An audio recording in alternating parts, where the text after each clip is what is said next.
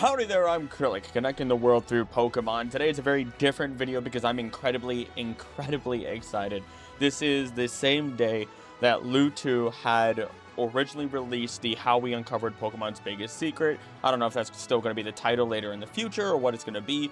Just know that the link will be in the description of this video, and I wanted to react to it because unlike everything else, everything that was leaks, like the Terra leaks, so on and so forth, which I don't, really like reacting to, this is different. This is a documentary that was on a DVD that was then released, lost, and they got their hands on this team of people that Lewtwo works with and created this video that is doing amazing, and I want to see more people with more eyes on it because I also want Lewtwo and the rest of their team to actually be excited and encouraged effectively to properly document this further than they are already planning effectively, or to do it, properly, or so on and so forth, right? People need encouragement, and should just generally be supported in general when it comes to properly documenting these things. And I'm not going to really spend a bunch of time talking about the, preambling it. Instead, I just want to get right into it. I'm going to put the headphones on. My hair is all sorts of goofed up, and I'm not wearing the lab coat. Instead, though, I will be wearing some Gengar headphones during this. Alright, the hair is going to be pulled back a bit too. Everybody looks a little bit better, but we're just going to get right into it, I think. Also, if you want to see the full video without me being on the screen the entire time, then go watch the actual video. This is effectively the only React video I'll probably ever do on this channel, other than the old Pokemon stuff, so oh well. And I'll be stopping and giving my own thoughts as we go along. Let's make sure this is in the proper... 720 is good enough for me. It's good enough for you. It's good enough for us. After 20 years since the release of Pokemon Diamond and Pearl, we've been sent a documentary made by Game Freak staff covering the game's entire development, including new Pokemon designs, maps, and featured interviews taken. There's already a little gnome. I'm already excited. I watched the first 5 minutes of this, just that way you're aware. Spotted as sold on a Japanese auction site earlier this year. Little chat outs in there. To locate a second copy, giving a God, like it's beautiful. Never thought something like this would exist. Together our collective Pokemon development knowledge, with a YouTube upload of the documentary in full right now, and a dump of the disc image on the Internet Archive by Neos when he's able to do so in the coming days, alongside the release of this video and an accompanying blog post to document findings of our own. And we're talking more unseen designs than space. Look at that little... Hold on. I know we're going to talk about it later. But first off, those tiny little icons. But look at this. I already know because I saw it when I was on Blue Sky. Follow me on Blue Sky, by the way. It's a water starter Pokemon, a poodle unicorn, probably one of the more unique starters out there. Do we, I'm trying to think, Gen 1, Gen 2, Gen 3, Gen 4. I'm running through my head of, generations if we've ever had a dog starter.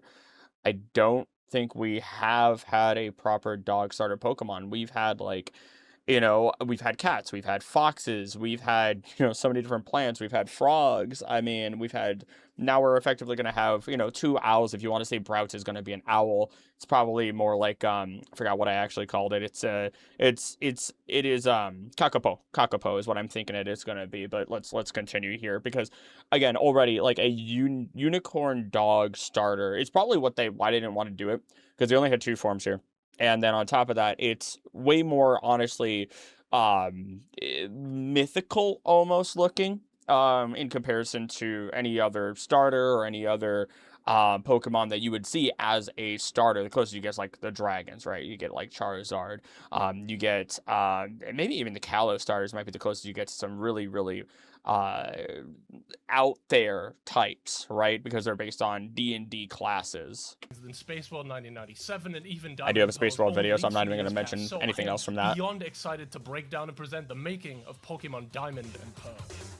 One other note, I did get permission from Lewis, so questions/answers you can pause to read, because that's why a video is so great and we have a lot to get through. I'm not even gonna bother. The mention of this thing online prior to popping up on auction sites earlier this year was through Masuda's original Japanese blog, where it was watched by Game Freak staff on Pokemon Day 2007. And while the documentary does provide a significant amount of additional context and material from past leaks, I am going to plainly being able to actually walk up and down those cliff sides. I don't know what any other build looks like. I know there's some other people who look at leaks and go through all that sort of stuff to then show you like, oh, here's the first builds of Pokemon, here's this, here's that. But again, those are leaks, and I never really wanted to talk about those, even if I've seen them a little bit. This is amazing to be like, oh yeah, we have the idea of you just climbing up the cliffs, even if it's just a debug mode where there are no walls, there are no higher or lower levels.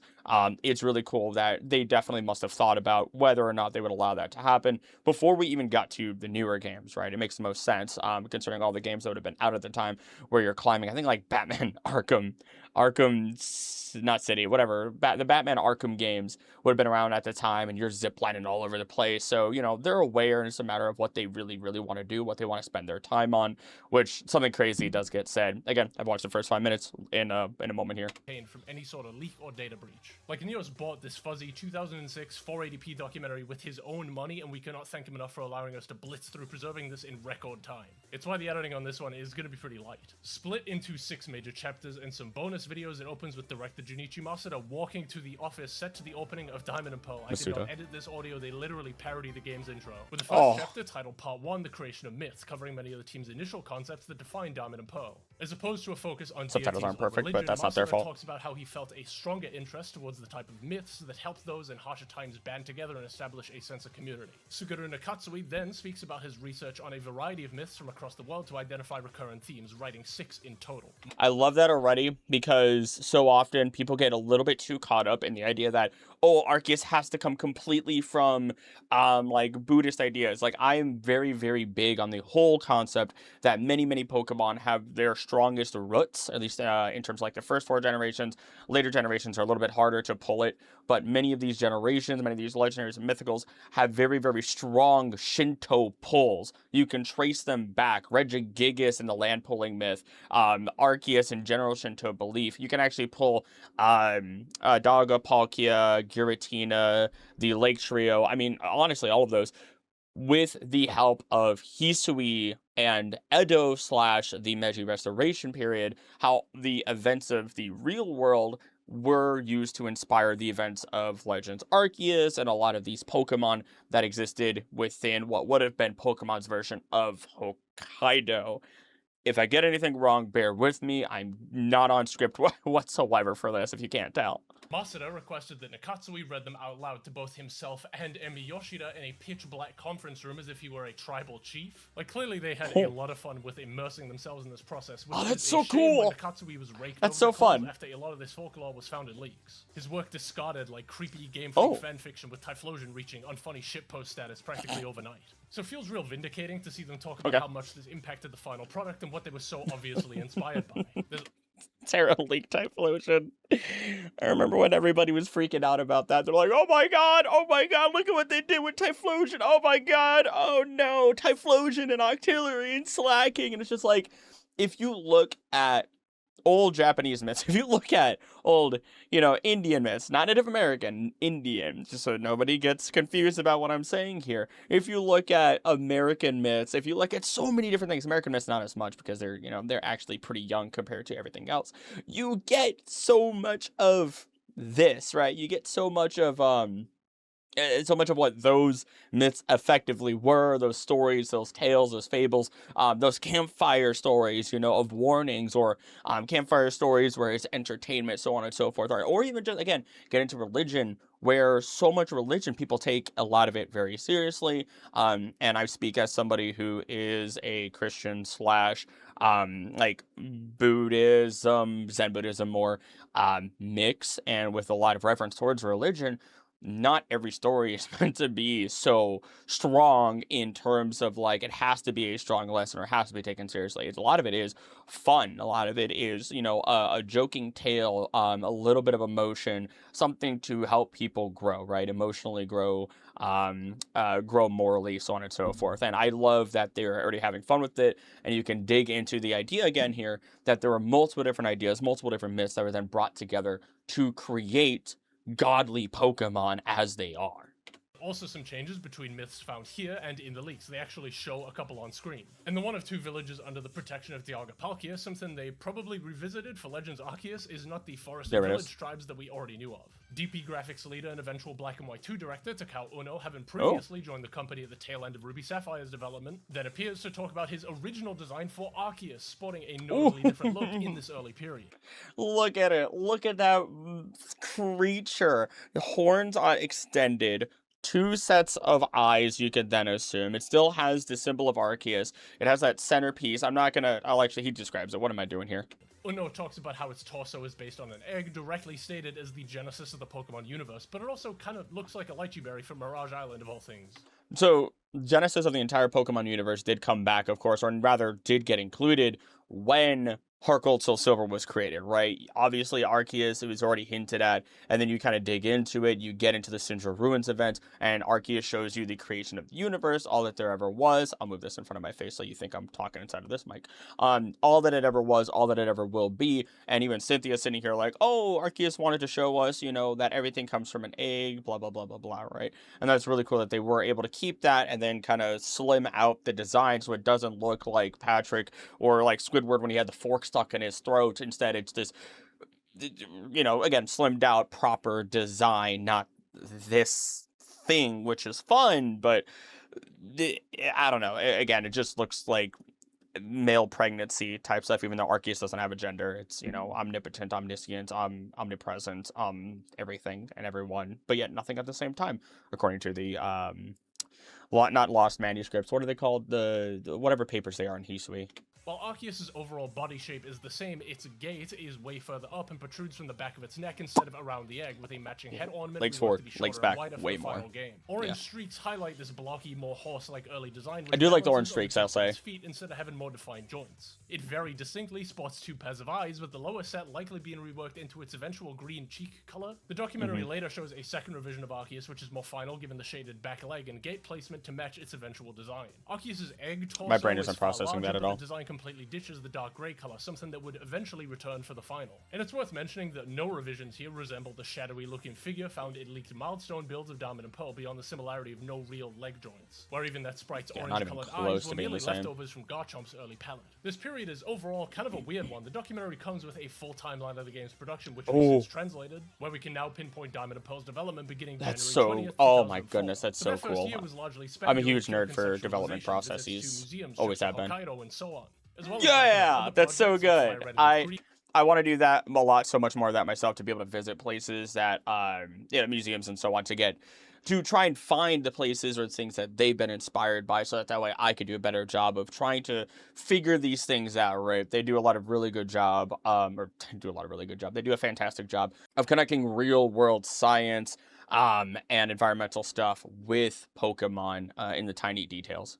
Or Emerald. Game Freak wouldn't even get the DS development library from Nintendo until August 2004, 4 months before the DS's public release, where November would mark the concrete beginning of DP's overall concept and vision, alongside some rudimentary notes for Pokemon ideas. With the team leaders decided in February 2005, the hiring of designer Yusuke Omura in March, a merger of the Drill Dozer team in June, and the unveiling of a full planning period in July, the first year and a half of DP's development didn't really amount to a great deal beyond some basic idea generation, with the first ROM being created in August of 2005.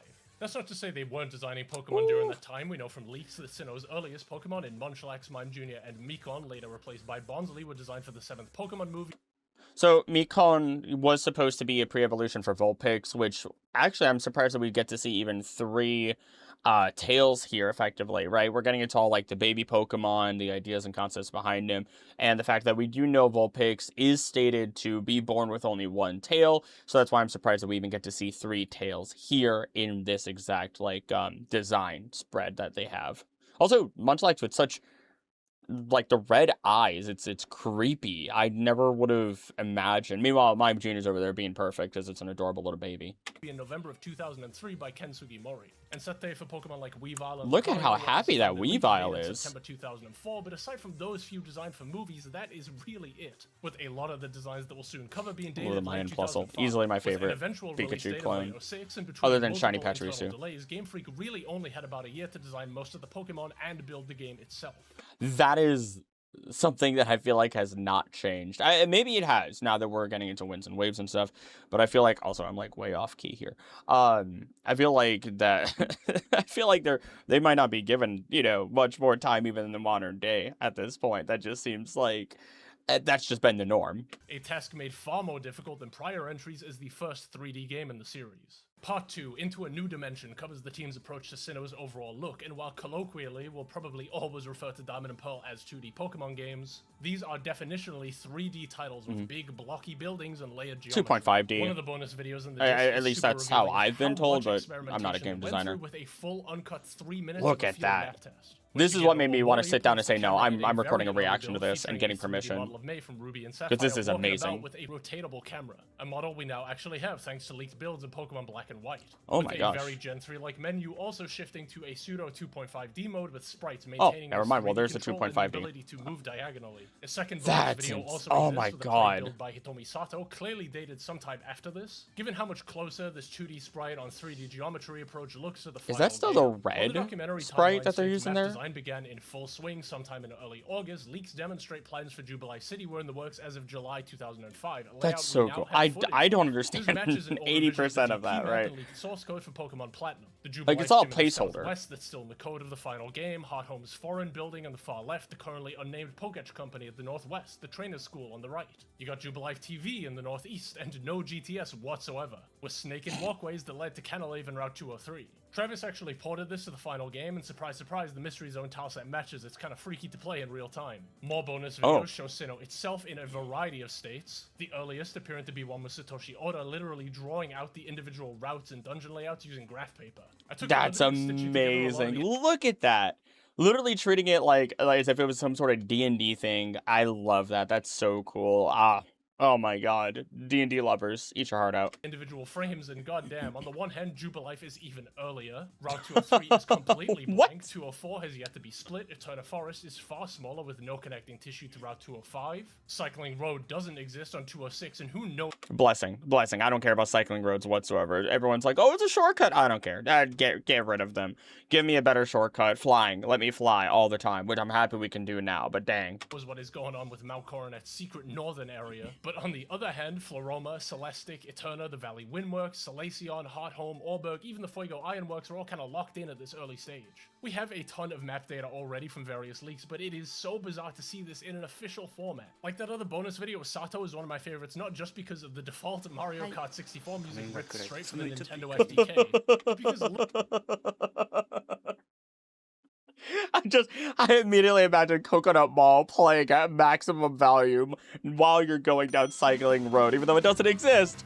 That is now in my head, and I hope it's in yours also. Look at that title screen. We've had these early mock-ups from leaks released now 6 years ago. Gosh. It's surreal to see Game Freak staff just playing builds where they were used. Like, do you remember that one image of Game Freak staff on the floor plotting out Sinnoh with Lego bricks? Well, that's actually just a frame from this video. We got them playing with their Legos in real time. In all seriousness, I think a lot of people take for granted how good Sinnoh itself came out despite any relative quality issues with Diamond and Pearl. Game Freak's approach to a 2.5D look with billboarded sprite work hadn't ever really been attempted to this degree before, with a lot of low-power early 3D games utilizing 2D with a more pre-rendered approach. And this certainly wasn't bad by any means, but goddamn did the DS Pokemon games carve out a real visual identity that they continue to get more comfortable with as time progressed.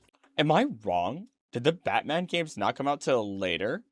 I also have a twisted view of it all, so forgive me on it, because of the fact that, like, I didn't play Diamond when it came out. I watched my cousin play it, and then 3 to 4 years later, which definitely that explains why I thought Batman came out at the same time for a second there, was when I got to play Black and White, so that probably tells you where I was. It might have been 2 years later. Either way. In the documentary, they talk about how the art style was largely inspired by that of a pop-up book, which makes so much sense. And it really makes you wonder how the remakes could have looked had they not interpreted the pixel art as literally as possible. But let's not act like Diamond and Pearl's success at trailblazing a new look for the series was somehow even that biggest hurdle. No, that would go to creating Sinnoh's Pokedex, with this new documentary revealing over 100 designs. Is that Baxcalibur? Is that a Baxcalibur base? Okay, hold on. That is an old man bear that seems to flower out when it's sleeping. And is it angry at night or something? Like it's actually awake at night. It's a nocturnal creature. We have lions with hoods, like pharaoh hoods, which actually, no, that wouldn't be lions with pharaoh hoods. That would be Luxray. I don't know what's going on there, if that's a crab-like arm or if that's supposed to be some sort of tail, but I swear that little dinosaur up there, that is 100% Baxcalibur or its line. And I'm not gonna lie, I would have preferred that. I would have preferred that 100%. It looks cute. It looks cool still. That did not make the cut. Now, It was a gnome. I saw the gnome. I saw the gnome. No. You can't hide. You can't hide that gnome from me. Where's if I do? There it is. I see the gnome in the bottom. In the bottom there's a gnome, and now there's subtitles blocking the rest of you. Oh, there's mine or Plusle with shorter ears, or is that supposed to be Minen and then Plusle? So Minen had shorter ears.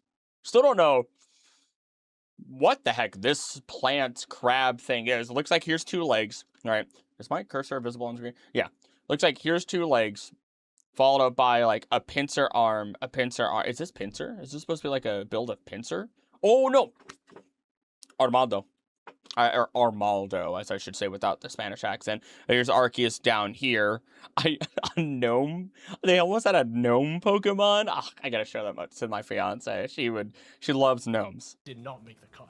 Now, this is the longest segment of the original video, and I apologize for kind of rushing through a lot of the non-design related stuff, but I know this is what people want to see the most. It was by far the bulk of research for this video, and you are about to understand why I can't remember the last time I even slept properly. Part 3, Designing Life, featuring the likes of Hiroki Fujino, Takao Uno, Yusuke Omura, and of course Ken Sugimori, opens with the design process for Sinnoh's starter Pokemon and an early design for Turtwig. Initially, yo, it's an armadillo! Type armadillo with a leaf on its tail by Fujino, with the yellow... We don't have a proper traditional armadillo either. It looks like a nut too. Like it's got the almost chestnut look to it with the leaf coming out. And that's just classic armadillo. Body color moved into Turtwig's jaw in the final design. This design was largely requested scrapped by Sugimori, with the goal being to spotlight the turtle aspect while transferring traits of an armadillo over to Grottle. Something pretty appropriate in its sprite from League oh my gosh, okay. Diamond and Pearl. Oh, you can't see that. Hold up. I'll move my stuff so you can see it. Boom. Working in real time out here. Look at that though. It's still the same 2 trees, but yeah, it's got an armadillo look to it. So now we know that that's an armadillo inspirations. Okay. Something pretty apparent in its sprite from leaked milestone builds of Diamond and Pearl. With Sugimori wanting a different animal the kids would be more familiar with. The second design is clearly far closer to the final, but has presumably yellow colored cheeks instead of... It's also got... What's going on is it's it's still the same, right? But the way that that's built looks a little bit more like Dreadnought, so a little bit more Snapping Turtle. Whereas I feel like like Turtwig is a completely different type of turtle altogether, right? I feel like this gives it a more blocky feel to it. It also has those little mounds on its back, either for when like you first plant seeds, which makes perfect sense, but you already have it on the head, so why put it there, which I'm pretty sure is what the idea was, even though you could also pull, since they had Mario Kart and everything else, blue turtle shell inspirations from that, potentially. A large jaw. The bridge of Turtwig's nose extends further out towards the top, tapering out more sharply than the final, with a plant now firmly connected to the top of its head, though lacking the triangular look that literally roots it to the design. This guy overall is a lot shorter than Turtwig, with tiny, somewhat pointed legs and a noticeably different shell, being significantly larger and spikier. The text kind of blocks lacking it, the black segmented look, though it's possible these spikes influenced the design of Torterra early on. Speaking of, Torterra's design here matches the early sprite seen in leaks, but... Whoa! Okay, all right. Hold the phone, and then here's that sprite. Still bonsai, right? Still very bonsai tree. It's got a flat head instead of torpedo head, and then so it's got the jutting pieces to it. But holy crap, we almost got like a very, very different creature, and I am very happy for the Torterra that we have, not the Torterra that could have been, right? That's a very flat shell, and I get the idea that, oh, okay, it could have just blended in with the ground a little bit better in that capacity, but instead of blending in with the barren ground, which is probably the concept idea here, and then it has the dinosaur tail, the big freaking club tail at the absolute end, which is really cool, again, to see that confirmation of, oh, this is what this was inspired by originally. Now we pulled it back. It doesn't have that spike club tail in the back anymore. It's still dinosaur-esque, but now it's more about, oh, it's already grown a lot, and it could just transplant itself anywhere, Torterra garden type stuff, right? features differing details with a more general brown/maroon color scheme. Like here you got less shrubbery around the tree area, fewer visible roots, and a lower amount of green spots atop the shell, but conversely has additional spikes and a generally wider shape than the artwork. Torterra's tail here is far thinner with a spiked ball featuring armored legs not seen in any other iteration. Its claws are about on par with the final design, albeit yellow like the early sprite, and according to the documentary, Torterra's face shape was later revised to better distinguish the design from Venusaur and other flat-faced Pokemon. Jumping ahead to Piplup by Yusuke Omura, which is actually fairly close to the final, all things We almost had fluffy down Piplup. It's so cute, and it's got a little crown. It's a little prince, which helps because Emperor Empoleon.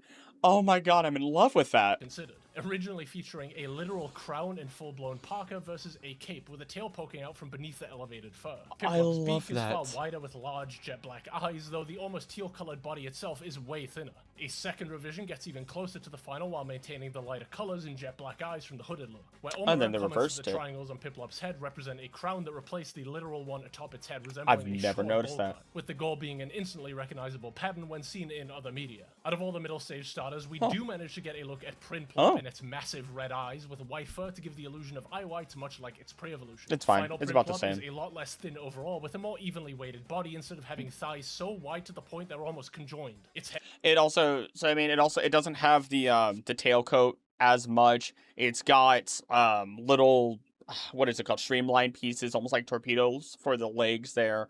The face, the beak is smaller, so it's not taking so much of it, so it looks more like a puffin than a penguin, which is probably why they kind of separated it a little bit more. And then that chest, it's more like a bird's breast at that point, is what it seems like. head crest appears much rounder here with a spiked back Oh, it's instead got- yeah, of it does curving have a down spike its in the neck, back. though most terrifyingly its flippers have visible thumbs. And color-wise, it Oh! likes the dark blue tie shape atop a don't like completely that. white belly instead of the light blue color with white spots in the final. Of course, Empoleon himself is present with a simultaneously far bulkier and far less regal look, while What a thick boy! What an absolutely massive unit! There's no way that dude is suffering. There's no way that dude is going to starve in the winter. There's no way that dude is getting cold at all. If anything, it is overheating. It seems, weirdly enough, I don't like saying this, but it looks like it was overcomplicated in the head, and then they just transferred that to the arms to make them the shovel swords that they effectively are, and to give it the, not boutonniere, whatever the heck that is. What even is a boutonniere? I'm not even gonna look it up. You can tell me. also appearing more rugged than the final, featuring spikes on its thighs and visible tufts of fur. These stubbier thighs are very much in line with Prinplup, but the crest seen in that design is absent for an icier look tapering downwards in 3 directions, instead of the golden trident shape seen in the final, with a sharp blue that extends right down the center. Empoleon here feels rather generic, lifting the yellow beak, red eyes, and white fur from its pre-evolutions, versus the more armored approach in the final, which kind of tells me this might have even been a water-ice type at this point. Sugimori also uses this chance to talk about how he personally iterates on a design while showing some early looks for Boniri. The first sketch features some far more traditionally placed rabbit ears and a noticeably higher mouth with no dividing line from the nose downwards. Okay, Revision yeah. 2's caption states the Boniri's nose line was added in the final minutes, bringing it closer to the final, though the feel like I leftmost put ear myself back isn't up quite now. as low as it should be, which actually matches Or the not. positioning from its early leaked sprite. But of course, the trio of starters wouldn't be complete without Chimchar's line by Takao Ono, its fire type being inspired by the red ass of a chimpanzee. Which, one, it's still kept, at least in the anime. 2, that looks way... It looks less Pokemon-y, right? All these other designs have looked very Pokemon-esque. This one in particular, it doesn't have the red inner ear. It looks very Hanuman, right? Indian religion Hanuman, which is one of the potential inspirations outside of looking at just Sun Wukong, which we also know is definitely an inspiration when we get to Monferno. Chimchar's head and tail flames are very different, with the latter sporting a 2-pronged approach, also reflected in its back sprite from leaked milestone builds. The poor guy appears a lot less cutesy, with tiny jet black eyes, a more jagged fringe, and sharp triangles on the chin with lips That just seems to be don't the yet hang case. over the jaw. While the swirl No on its separation chest of would hands. remain for the final, this revision features head swirls that instead suggest the illusion of depth for the inner ear, with the one on its knee making it to Infernape's final design. Although pretty hard to spot, Chimchar's palms and feet sport a cream color traveling up the back of its arms/legs instead of completely cream-colored feet and hands in the final. A second revision, Hisaru instead of the final's Hikozaru, drops the longer proportions, wilder expression and face markings in place of a far cuter, shorter look. The ears now extend much further, but don't yet match the final. Don't mind the tail flame smaller is still nose. much larger than what we're used to, albeit a different shape from before. I also really like the fuzzier approach to transition between what is now the final color for Chimchar's hands and feet as opposed to the more segmented look of the final. Yeah, I agree with that. Wow, this guy has 4 revisions. Uno's original design for What the heck is this supposed to be? It looks like Chansey's head with shoulder, hand, chest, stomach, knee pad, like covering markings like you would, beat your chest. Like, yeah, we have the Mandro. Yeah, we have the red-butted baboon and stuff like that. What cultural aspect am I missing out of the headdress looking thing, right? I am completely caught off guard by whatever that's supposed to be. Edited acrylic here, literally the closest I get is from some Aztec hair jewels, and this is probably not even culturally appropriate. I'm not even 100% sure. I am not a judge of this, but this is the closest I could get to finding what that could represent. Just those end of hair caps kind of put me, while I've had a fresh brain in the morning, towards this idea, and it might lead other people that way as well. Like circlets, hair caps, jewelry, so on and so forth. Actually, it kind of looks like Knuckles and his tribe. Infernape is borderline unrecognizable, intentionally designed as a heavy-set powerhouse said to be directly based on the Hamadryas baboon. There's a second revision from a meeting on Hamadryas Pokemon referring baboon. to as Enno, the Monkey King plus King of Fire. Where Sugimori initially criticized the burning tail as a fairly dull aspect of the design, pretty interesting given an early leaked sprite of Infernape lacks a tail altogether, while demanding more crown-like flames, both as an unexpected element during the evolution process and to represent a more prestigious look. Where here it sports a ragged, wilder expression through some scary as hell eyes and teeth. Lightly colored fur seems to drape behind its neck, ending in a long ponytail with its feet appearing gnarled and alien-looking. Even the chest sports a Togepi-esque triangle. Like, this is so distant from the Infernape we know and incredibly cool to see. I'm just shocked by this thing. It's so much scarier looking. I do not want to see that in a forest. I don't want to see that running at me. And that's probably why they stuck away from it, right? They don't make very many scary designs in Pokemon. Who's the scariest Pokemon you could think of? Giratina, maybe? Like Giratina in its origin form? Maybe Hydreigon in Generation 5? I mean, what's really a scary Pokemon? That does not look like a Pokemon, right? That looks like a group of Pokemon or creatures or demons that would chase you down. And again, that could then lean into the Hanuman or the Sun Wukong stories, right? And the battle against demons or Oni, as it would. All the same. A third design that largely serves as a transitionary stage between Revision 2 and 4 exists, with minor differences to Infernape's face. A little bit bulkier. Those being a gilded torch head instead of white-colored fur, a build shape to its mouth as if it were a duck, and completely white eye whites instead of pure yellow. And even this fourth revision features some stark differences from the eventual Infernape that we actually got. Where this was designed to convey a Pokemon able to throw out nimble strikes as a contrast with the other bruisers in Torterra. Like, that's sick. That's genuinely sick looking. They're about the same. They're effectively the same at the end of the day. But it's the hands that are, like, the hand fists that are different. It doesn't have that third triangle at the center, lower center. The fur goes down more, around, like, the groin, effectively, right? The thighs and the groin. And it definitely, as he said, it definitely looks more like a bruiser. This is something that I could see swinging, and I could see it like walking up to something, throwing a punch, and then wailing on them right afterwards. One good punch, then starting to wail on them. Meanwhile, with Infernape, yeah, I 100% expect it to act like a monkey. I don't expect it to act like a monkey at the end of the day. It seems too upright, if they wanted it, and they did clearly want it to be more I almost said primate, but it's not Primeape, it's Infernape. But to be more ape, to be more primal, to be more Primeape, which in the actual sense, not the Pokemon, then yeah, it makes sense that they would have it hunch over more. And they don't give it the glove fingers, right? These blue fingers that it has. Nope, that's not the right button. Not the right place. And Empoleon. To begin, the head shape here is a lot sharper and less monkey-like, with braces instead of the gilded flames atop its wrists. There's also a real human element to this iteration, the central fur that extends both around and past the neck as well as far lower down, almost as if it were clothing with a defined chestplate appearance. Yes. And the lack of knee pads makes the lower white fur look more like socks instead of a segmented part of its design. Didn't think of it that way. The blue color is entirely absent from the feet and very human-like hands at this stage, and the flaming torch was swapped with a streaming flame, yet again distancing itself from the conventional short-haired approach. It's a really good example of how a ton of small changes can completely change the vibe of a design, even if this is one of the few that I actually prefer to the final. Sugimori then covers what they call the package legendaries, which he was in charge of, much like Ruby and Sapphire and Gold and Silver, featuring radically different looks to Dialga and Palkia. The former starts significantly more intimidating with a sundial-esque head ornament, where it appears the concept of a face guard look to Dialga's front view seems to have made it into an Rendering Pokemon models had no idea Origin Dialga could lift its jaw and show these scary-ass teeth. This guy is awesome. Oh my god! I didn't even realize that it could do that either. That is dope. Look at that. So, why are they hidden like that? First off, why are they hidden like that? Second off, this sundial, really cool in concept. I'm happy they got rid of it. It looks goofy.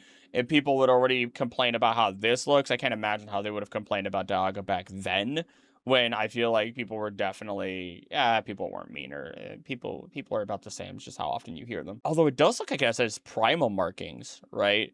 Kind of has an Aztecian, like the Aztecian, box curl kind of situation going on. I don't know what's going on with his back half. I think that's just regular design stuff that got to stick around. And its tail is a lot. It seems smaller, but that's only because everything else is so much larger looking. And it looks so much angrier?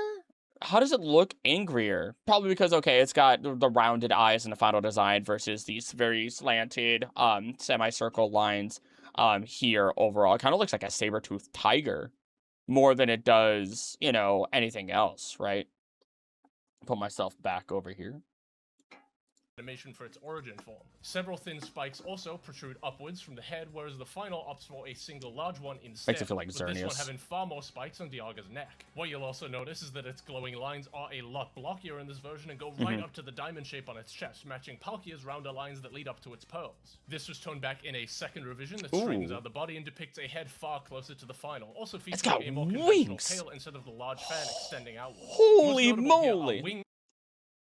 Okay, I know he was just about to say it, but he's got wings. He's got a very Salamence-esque, Salamence-esque design, right?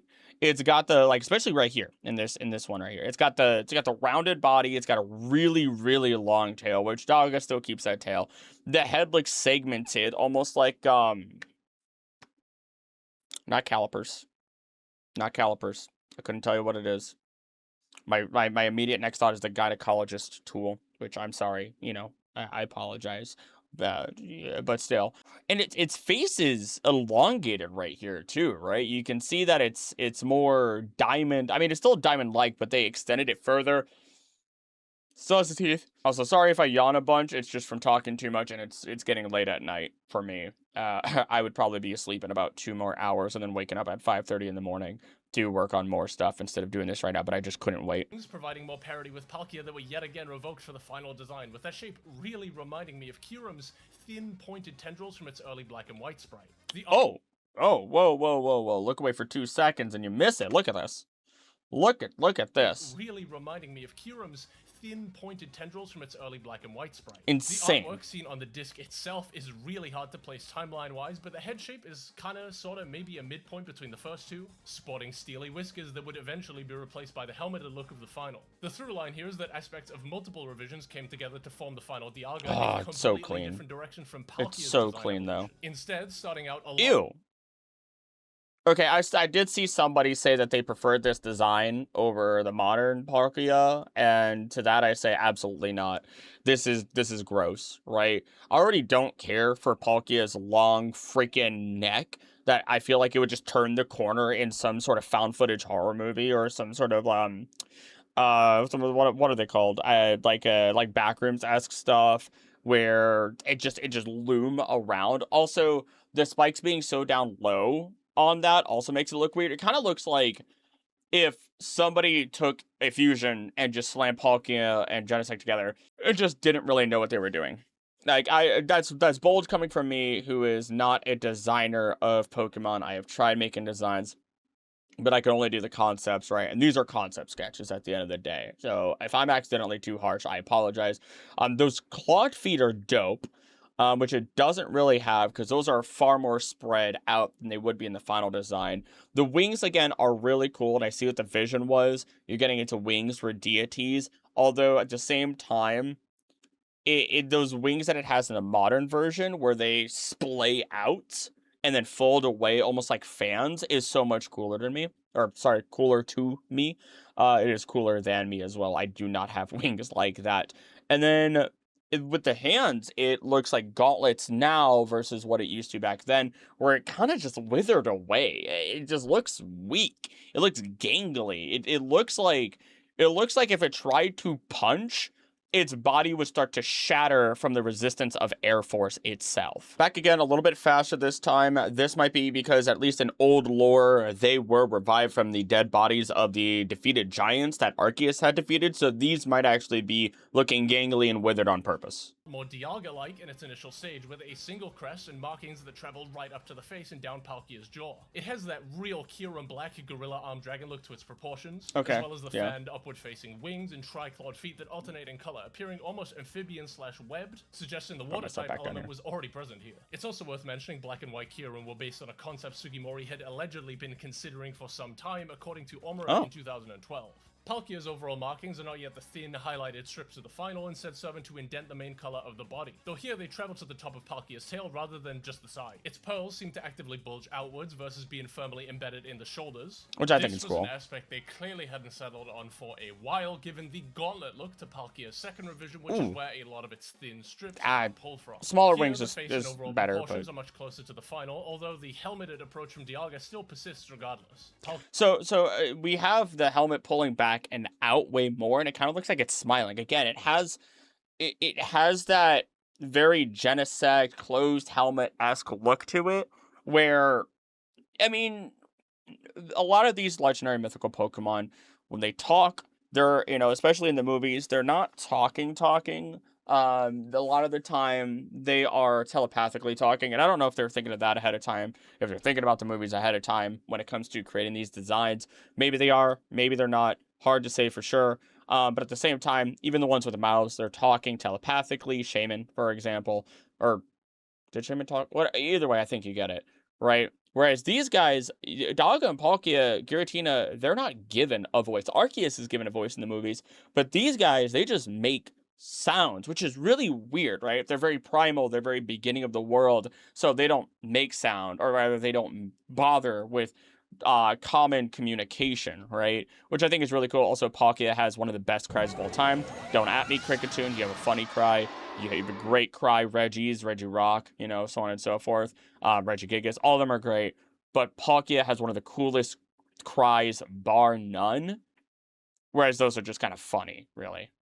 Also, small fun fact, Arceus' cry, if you play it with the cry of the unknown next to it or right after it, you'll hear that they sound, or rather, the unknown cry is inside of Arceus' cry. Palkia's wings are shortened, yet not quite the bladed look of the final, and are still connected to the top of the shoulder blade. The arm is pretty cool. I'll give it that. But a big departure is Palkia's long, curved tail versus the really stubby look to the finals. Its artwork on the disc is a lot closer to what we know today, particularly with its pearls, albeit still looks like it's got a snaggletooth. With a single curved highlight traveling up to a noticeably spikier jaw. Even its final sheet shown here, while strikingly close to what it's got like a vein in the neck. Its gray chest and curve around the bottom of the tail, with the Rayquaza-like markings clearly giving away Sugimori's handiwork. Although maybe their removal was probably for the best. Now, next part is where the real crazy stuff happens. It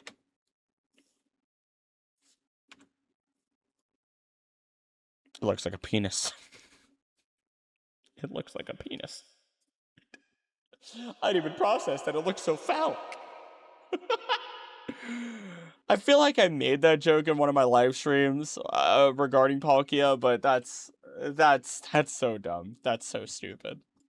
although maybe their removal was probably for the best. Now next part is where the real crazy stuff happens, a giant panning shot of nearly 100 Pokemon, often lacking visible names, types, descriptions, where I literally had to go frame by frame, realigning and reconstructing from various angles, with tons literally hidden underneath varying layers of paper that you can only see by boosting the contrast. This was absolute hell for a 480p video, but so worth the effort. So I made sure my website has a toggle that lets you tab between the more legible ones and the original frame they were screenshotted from. As for Pokemon that were redesigned for the final, we've got an early sheet for Bidoof featuring elements of the final B-Barrel design. It's just a regular beaver. It looks cute. Maybe even cuter. But that's just a regular beaver. That's just a regular beaver. With more defined flippers, a large single tail, and a bipedal stance, and drawn/designed by Motofumi Fujiwara. Appearing a lot less dopey looking and far cuter with more frequent fluff along its face, the design also sports lightly colored spots on Bidoof's back. The spots are really cool because that's just that is an adaptation created so that way deer have it too, like especially like young deer, they'll have these spots so that way when sunlight streaks through and they're laying down on the ground, it actually messes with the vision of predators and they can't be seen. So again, really cool thing to see as an idea within these Pokemon, within these creatures. Not to mention some small oval-shaped pupils with the lighter color of its face highlighting the mouth instead of its eyes. Albeit largely obscured, you can also spot an early B-Barrel with visible white claws, where the concept of more shared elements between the two is actually reflected in some leaked... Oh my god, it's bald. Why is it bald? I mean, it kind of is, and it's final, but like, it looks bald. That is the Pokemon that I expect to be sitting in a basement, in their mother's basement, for the last 20 years, only growing a beard, and then finally shaved their head because they've been trying to save their hair for the last 10 years when it's been thinning. Platinum scratch pads, which are dated mid-2006, obviously being lifted from the development of Diamond and Pearl. Crenidos barely sneaks in at the very top with in-between artwork that doesn't match the final, nor early artwork found in leaks. God dang it. Alright, I'm keeping myself down here, I guess. Keeping myself down here. And the large crack on its forehead. What is very visible, albeit somewhat obscured, is an early design for Gastrodon. This Pokemon has kind of been the butt of speculation for so many years, while Masuda said in 2007 that his idea for a sea slug concept was cut from Ruby and Sapphire and eventually made its way to Diamond and Pearl. It's yellow. Okay. I have been all in on yellow shallows ever since they've announced, or not announced it, but they've been talking about in Pokopia. I am so in on a yellow shallows or this Gastrodon coming back, right? Sea Slug, give me the Nudibranch, let it come back, let it be this yellow form, let this design shine in winds and waves. A rocky-looking back sprite was found in the final game that doesn't match either of its designs. The leaks showed Gastrodon with an unused yellow pellet in its shiny slot, which has now all come to fruition with a yellow Gastrodon from the front. We can finally put a look to its original single form, presumably before an East or West variant. But what's even crazier is the mention of a yellow Shellos in Pokopia 20 years later. It is a mind-bendingly unbelievable full-circle moment for one of Sinnoh's favorite designs. Oh my god, I love it. Design for Drifblim with a Hindenburg! Look at that thing! That is, okay. That is really cool. I like Drifblim, as is, I really do. But with it having, not have a fire-type move, but getting a boost, if it used a fire-type move as one of its abilities, I think its hidden ability, for it to have the blast in the back makes perfect sense. It's got, like, almost Space Whale vibes going on here. It's got the two bits on either end. I don't know if there's all supposed to be eyes or what's supposed to be going on there, but that is a lot creepier. Again, it's very Space Whale vibes in this version of it. And it just makes it feel way more Hindenburg. More traditional looking Zeppelin shape versus the finals. Zeppelin, okay. One drawing has it casting light beneath the body, almost like a UFO abduction with its oars pointing downwards. And is also likely where the concept of Drifloon/Drifblim carrying away children might have originated from. The reared red flare shape was much larger, as if it were being propulsed forward with a light purple lower half that appears a lot grayer. Like, I adore this design, but if it really didn't have any kind of face in the vein of every other Pokemon, I can totally understand why this guy got the rework. What does resemble an existing Pokemon, probably a little too much, is an early revision of Perugly that feels much more glammy. Whoa! I love it more. That, bar none, I love it more. And looking at these two designs, you cannot convince me that this should not have existed, right? It's already, or very often we get a lot of cats that are very selfish. If they don't get what they want, they get, angry, they torture you, blah, blah, blah, right? Perugly uses its tail to make itself look thinner. Okay. Which, fun idea, I suppose, I guess. And again, I get the different concept here, right? When I look at this Pokemon, when I look at Perugly, I kind of imagine one of the head ladies of, like, I'm known to say brothel, right? One of the head ladies who walks in with one of those long filters, cigarette in the mouth, and is running a brothel at the end of the day. That is what I see when I see Perugly. And this other version of Perugly, I could still see kind of doing that, but definitely feels more like a Great Gatsby-esque person who's going through wearing the nice dress. Although it has the horns, which is, I love those horns. I love the like the almost peacoat-esque or not peacoat, the big I don't know what they're called off the top of my head, but you know exactly what I'm talking about here. Just draped around the neck. It's perfect. Why didn't they go with this design? I think they're both good, but I love that design so much more. Yeah. It's still distinctly Perugly given the coiled tail that also functions as a collar but lacks the markings and bent whiskers of the final. And with ears that almost kind of resemble horns, it's possible that the two-stage cat Pokemon could have been some kind of counterpart to Houndoom. Going back to yet another big departure from a design in the final is with Hippopotas. Originally a water-type hippo with a light orange back, drawn by Kaneko Ao and dated January 25th, 2006. It looks like it would have had regular ears and had eyes on the side and a big smile. The nose would have been in the same spot, but it would have been smaller. It kind of looks like it would have been a Numel. So I see the little Frostlass right there. That's great. That's great that they were just like, yeah, no, Frostlass is already perfect. We're just gonna throw her in right here, right next to this hippo that we're gonna probably have to redesign in the future. I don't think. Yeah, I think it's cute, but it's not very Pokemon-y. It also doesn't scream ground type. And yeah, you can say this guy was simply just another stab at Hippo Pokemon. How do you know it's related to Hippopotas and its evolution? And I say this because a leaked spreadsheet dated 4 months later lists both Hippopotas and Hippowdon with a shared early Pokedex entry of Dorokawa, literally a swampy or muddy hippo. Furthermore, there's a leaked sprite. It's just a hippo. It's just a stupid hippo. It's just Moodang as a Pokemon. From June 2006 that also depicts it as this generic hippo with it's just on the Moodang front of the face, much like this guy. But it's abundantly clear the final design combines the ears of both, with the taller ones from the blue hippo becoming the eventual spot for Hippopotas's eyes. And the ears just got closer and closer until they became eyes. That's a weird evolution of natural evolution, traditional evolution. What is an assumed evolution of the blue hippo, literally named Good Friend, was also drawn by Kaneko Ao on the exact same date. Okay, I'm sorry. Hippopotas almost had a Fuecoco Crocolore. Oh god, Fuecoco Crocolore. I can't remember. I never remember its last name. For Skeledirge. It almost had a Skeledirge-esque bird on top of its head. And I hope he says that. I really, really hope he brings that up. Because that's got to be something that was repurposed, right? Good Friend. They're good friends in their Pokedex entry. And on top of that,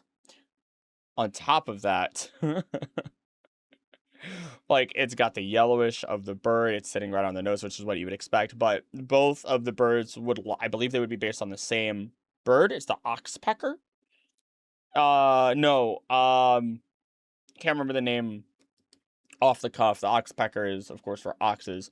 But it's the same thing for alligators and hippos, feeding off of parasites. Seemingly a bird atop the blue hippo, perhaps even being two distant Pokemon that were completely would have gotten unrelated. a And bunch of regardless, feathers. they seemingly explore the concept of cleaning symbiosis often found with birds resting atop crocodile maws, an idea they actually revisited with Skeledirge in Scarlet and Violet. Fascinatingly, an early leaked sprite of Hippowdon shows it with a blue and yellow palette that may have once matched the pair of bird and hippo, with feet clearly inspired by this design all the same. Here we've got two fairly rudimentary designs for Krogunk that I am so glad were reworked. You're glad they were okay. It looks uglier, right? I'll give it that. It looks uglier. It does not fit the fighting typing. but I like it. I like the uglier second colored one. I like the red in there. I wish they had kept the horned, the horns that are in there to some capacity. But everything else, yeah, get rid of it. Fine. I can, fine. I could get rid of the rest of it. Give the horns again, though. I loved that. I love the way that looks. The Japanese text pins this guy as a mono poison Pokemon, instead sporting a large white belly versus the sports tape look of the final. Though Well, that makes sense. Again, it does not scream fighting type Pokemon. Krogong's black armband seemingly began here. Conversely, the more poisonous looking aspects like the red colored spots and lips seem to have been moved to Toxicroak, who can just barely be identified as a fighting poison type on the same sheet. I love the look of this silhouette. He's got some real bulk. Massive Oh my god, he with does. thick spikes versus the nails of the final. Shoulders placed significantly higher. Black armbands already taken from its pre-evolution. This guy is designed to beat the hell out of you, and I wish we got to see more of him. Agreed.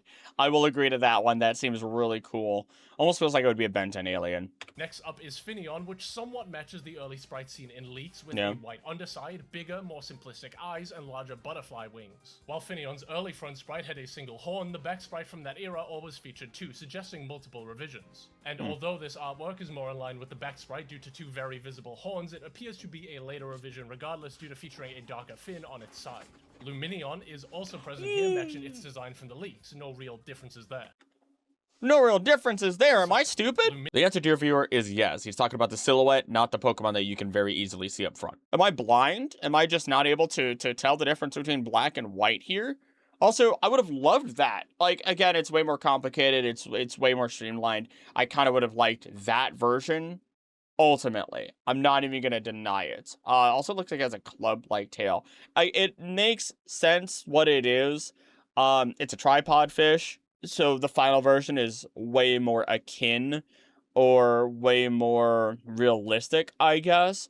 Whereas the other one makes it kind of look like it should be a mythical of sorts, right? There's so many colors going on. It does have a very different design. Is also present here, matching its design from the leaks. No real differences there. Mantike, on the other hand, is just barely visible once featuring an extremely long, coiled tail. While sporting visible eyebrows on its back, Mantike doesn't actually feature any smile-like patterns as stated in the text on its sheet. The long tail would have lined up better with manta rays in real life with their long whip-like tails, which don't have any venom or stinging spines, but are basically rudders or sensory organs. They basically just got rid of it because it's a long piece, unnecessary for their design. Magical Pokemon things, you know? Its cephalic fins have a blue stripe not seen in the final, with underside colors closer to Mantine, something reflected in its early leaked sprites. I don't know if I would have liked the longer tail, just to put that out there. Mantike's side fins, or flippers, on its underside are completely dark instead of a rounded lighter color with a dark blue rim, whereas its quote-unquote forehead has the lighter color travel far further up when compared to the final. Now this one was insanely difficult to spot, only visible for a single frame in the corner. I was racking my brain trying to figure out what the Yellow with white to just Togepi? No, it can't be. Togekiss? Some weird egg? hell this thing was, and I think it's Electivire from behind. Its proportions appear significantly different with far stubbier legs and bushier fur, featuring completely yellow feet, much like Electabuzz, which also matches a menu sprite found in leaked Milestone builds. I'm also pretty certain this design is dated late 2005. Frostlass is also here, and the only Pokemon basically identical to the final, minus an extra spot, also found on early leak. Oh. Is there an extra? Yeah, there is an extra spot. It's disjointed where the wings are. Okay. Sprites. But given these guys are within 2 slots of each other in Diamond and Pearl's internal graphics order, and that Frostlass got a basically final design sheet after this one dated January 2006, it makes sense to put this stubby Electivire just before that New Year period. And it helps that its leaked early back sprite features a different look with its cable tails placed far further down the back, which also match their lower placement in this artwork, likely being the same design. Now for the big list of never before seen Pokemon, ones that don't appear to have been explicitly redesigned as part of Diamond and Pearl's final roster. Starting with some relatives to existing Pokemon, we've got a somewhat obscured pre-evolution of Lapras, which looks like a far smaller Pokemon with no raised back or shell to speak of. There's a cricket there, but oh my goodness. Look at that! I would have loved a pre-evolution. It looks almost like a boat. It has some super sharp fangs that Lapras itself last had, what, about 10 years prior with its artwork for Pokemon Blue by Sugimori, with small black eyes and classic-looking Generation 1 style ears. while also lacking the horn often associated kinda with see its it, yeah. evolution. It also appears to be in some sort of riding gear in the lower sketch with a figure standing atop the design. Though some definite incongruencies exist between the two drawings, with the sketch Barely see featuring it. a small ride-on-like ridge in the lower half of its cream-colored stomach that doesn't appear to be present on the above drawing, albeit this is all pretty difficult to see regardless because of the video's terrible resolution. Next he is got a it. cut evolution for Delibird. That's Delibird! That's not a gnome! That's a really old Santa! Art probably by Ken Sugimori, looking to draw together the Santa Claus motif of its pre-evolution with one of elves or gnomes often associated with Christmas, and man do I feel robbed. Sinnoh had a severe lack of ice types you could actually use in the game despite its snowy climate, and a Delibird evolution feels like such a natural fit. It looks amazing. I might need to take that for my Pokemon D&D Pokemon Star Signs that I run once a month. This is amazing. I mean, very interesting that it has the puffs on the side of the head also, not gonna lie. I don't know if that's just supposed to be like old man hair kind of coming out like that. It's definitely got the old man eyebrows. I could just imagine go ho ho ho ho, right, as if they threw it into the anime all the time instead of, you know, how they typically have it where the anime will make different sounds than the games will. Another relative that we only get to see its description of is a pre-evolution to Stantler that was ultimately scrapped. I wish we could actually see what he looked like though. Something there a far beta? less obscure is an armored evolution of Swellow given the one-to-one Oh, that's so cool! That's a golden crested hawk then? Golden crested raptor? Even just the other, oh my god, that's so much cooler. That's so much cooler than Swellow, Tailo. No, I don't care. No, that's infinitely cooler. color scheme. And if that somehow doesn't manage to convince you, I noticed an early leaked sprite of Tailo from Diamond and Pearl directly matches this pose, right down to the way its plumage is drawn around the back end. What's more is that both Tailo and Swellow had early sprites from behind that made them appear far more diminutive than the final game. Kind of like Pidgey and Pidgeotto, or Starly and Staravia, giving off the impression of a Give it a larger mega. third and Give it a final mega, form. give it the Now armor. this next one requires a lot of context, and that can't be. That looks like it would have been an evolution for oh, I'm gonna lose it. Sablei's Mawile. I was gonna say Sablei's counterpart Mawile. That looks like a Mawile evolution or pre-evolution. What? unnamed Pokemon wearing a pink and yellow patchwork dress with a small body, eyes, and face that resembles Mawile. What I believe to be a pre-evolution with thick horn-like appendages atop its head instead of that big old jaw. To start, Mawile's Pokedex entries speak of how its huge jaws were once steel horns that transform, lending some initial credence to a possible relative. While its color scheme primarily matches Mawile's shiny palette, the pink body also draws comparisons to the flared, pink-colored pants worn by Mega Mawile, with small, pointed arms far closer to it than Mawile's three-fingered hands. If the two are truly related, then the tattered look to its outfit might suggest that it struggles to control its jaws as it gets older, often appearing all scrappy or cut up in the process. Mawile also had gender differences ultimately cut from Diamond and Pearl with yellow-tipped hair strands, not dissimilar to this Pokemon's yellow-tipped ears and other appendages. If true, more gender relation differences. to Mawile would also line up that's perfectly with fun. other scrap gender differences in the final game. Like the male Chimecho sprite with a completely yellow tail that was eventually axed. In the same entry, it got a different colors for color. different for gender. Okay. I just recently did a whole video on gender exclusive Pokemon, and then talking about some of the sexual dimorphisms of Pokemon, and I think more sexual dimorphisms would be really, really cool, depending on if they're mammal, avian, so on and so forth. Is in fact related to Mawile, any connection would become further exacerbated given the wider context of its counterpart in Sableye. Like, if true, both would eventually gain a Mega Evolution similar to a scrap design, with Mega Sableye taking a clear inspiration from its November 2001 design. Whoa! What is that? I'm taking myself off screen. What? It's looking through it with its big ol'. I don't like it. I don't like it. For Ruby and Sapphire, and both would also share possible pre-evolutions cut from Diamond and Pearl. In Sableye's case, a clear relative with glassy eyes and head fins from leaked scratch pads in the slot of a I don't like it again. I'm moving myself over. I do not like that again. I haven't seen anyone apply Sableye's palette to this thing before, and doing so makes this a lot more clear. Regardless, I'm curious how other people are going to interpret this thing as time goes on. I hope I also have for the next Pokemon, or should I say multiple Pokemon. That's right, we have pre-evolutions of Plusle and Minun.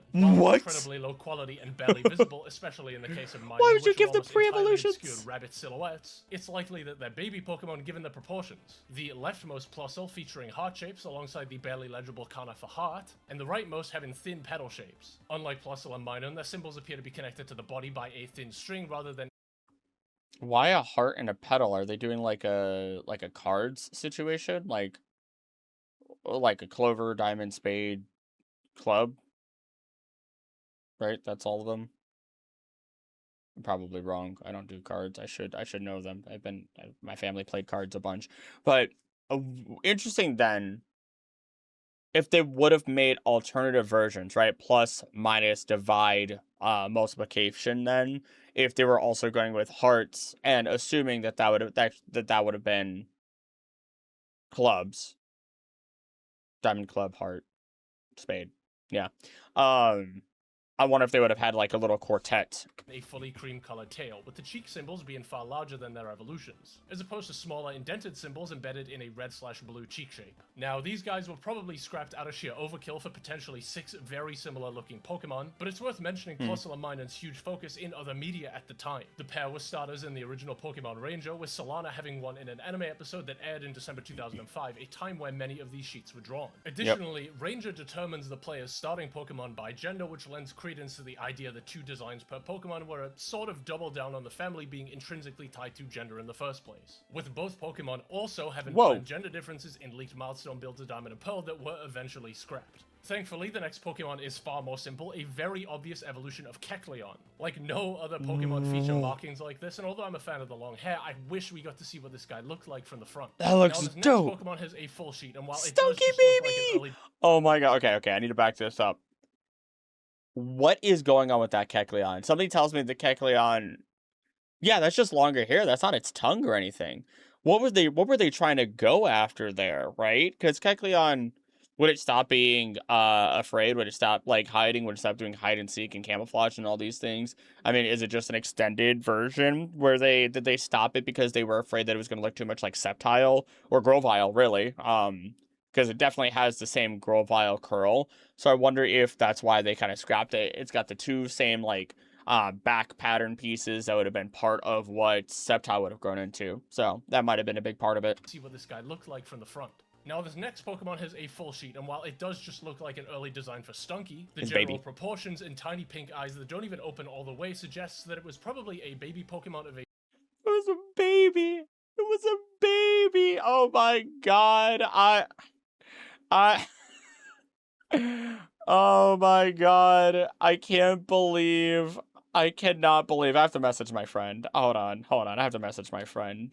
Proportions and tiny pink eyes that don't even open all the way suggests that it was probably a baby Pokemon of a full 3-stage line that was eventually scrapped. The final possible relation to any existing Pokemon is unfortunately super illegible, and while largely a bit of a shot in the dark, the sharp fin-like appendages, a dark blue color, and the shape of what might be an earthy mound of soil suggest this Pokemon could be an iteration of Gible, Gabite, or Garchomp. From leaked builds of Diamond and Pearl, we know the line was initially different in shape, with sharp fin thighs that actually kind of match this sheet. Next up is what seems to be the entire regional bird line that we actually have some names for. The first stage being Tsutsukuma, the black woodpecker Pokemon, balancing on its tail as if it were constantly adjacent to a tree like an actual woodpecker. And now, while I say this was probably the regional bird prior to Starly, it's even more likely the design just became Starly altogether, given its earliest known menu icon from leaks had a significantly longer beak. Starly or Tsutsukuma was then intended to evolve into Maichor, the red-crowned crane Pokemon.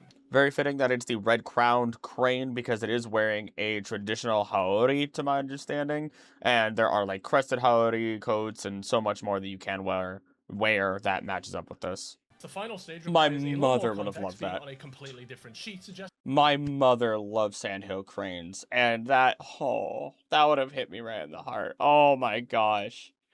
Oh, there's nothing else to say. It was by a different designer, or perhaps a later addition to what was originally a 2-stage, something that was actually far more common for early game bird Pokemon back in the day besides Pidgeot. But don't get confused, the text does definitely say that it evolves from the crane Pokemon. Either way, the largely obscured design appears to depict brown feathers with a red breast and clawed yellow talons. While difficult to tell, the Pokemon may be looking upwards with an open mouth featuring small wings with white tips on the inside. With a possible rework of the first stage into Starly, everything points to this design eventually becoming Staraptor, given a near identical color scheme for the final evolution of a 3-stage regional bird. I think it's probably a type of European red-breasted robin, which is pretty ironic considering the first European region gave us a regional bird based on the red-faced Japanese robin. Who would have thought? Next we have the first in a set of 2-stage cricket Pokemon, an obvious predecessor to Kricketot. Assumedly it didn't replace the design as much as it just became redundant. And I say this because both Kricketot and its evolution were designed by Atsuko Nishida, with this sheet not appearing to be drawn by her. Also very notable for being the only Pokemon to have 2 identical depictions but with different colors on the same sheet, maybe alternate forms, a gender difference, again, who knows. Its second stage appears Probably to have gender. fashioned a smaller second cricket to its body with a scarf or a band, and while likely completely unrelated, the idea of a Pokemon fashioning itself to another was used as Mantyke's new evolution method with Remoraid. So maybe this was an idea that they wanted to bring forward for multiple Pokemon. It wouldn't be the first time that an early game two-stage bug type had a weird way to evolve.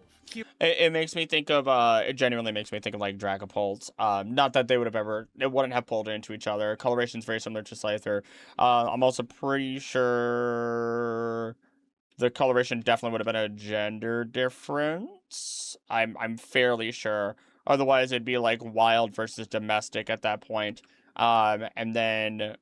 yeah, that's just goofy. Scarf or a band, and while likely completely unrelated, the idea of a Pokemon fashioning itself to another was used as Mantyke's new evolution method with Remoraid. So maybe this was an idea that they wanted to bring forward for multiple Pokemon. It wouldn't be the first time that an early game two-stage bug type had a weird way to evolve. Here we have a largely unintelligible, likely electric type mouse Pokemon that appears to have been another attempt at a Pikachu-like Pokemon, with traits eventually adopted by Shinx being the long tail ending in a yellow spot connected to a black lower half. Any connection to Shinx is further emphasized when considering the original color scheme of this Pokemon might have become Shinx's shiny, which was also the case for that early Gastrodon design with the yellow palette originally in its shiny slot. Following that, there's a Pokemon described as a Sphinx with what may be a visual gender difference. But above all, the proportions and general posing of these Pokemon suggest a direct connection to Luxray. Again, yet another Pokemon with that split fur color in the back half of its design. Moving forward, at the very top...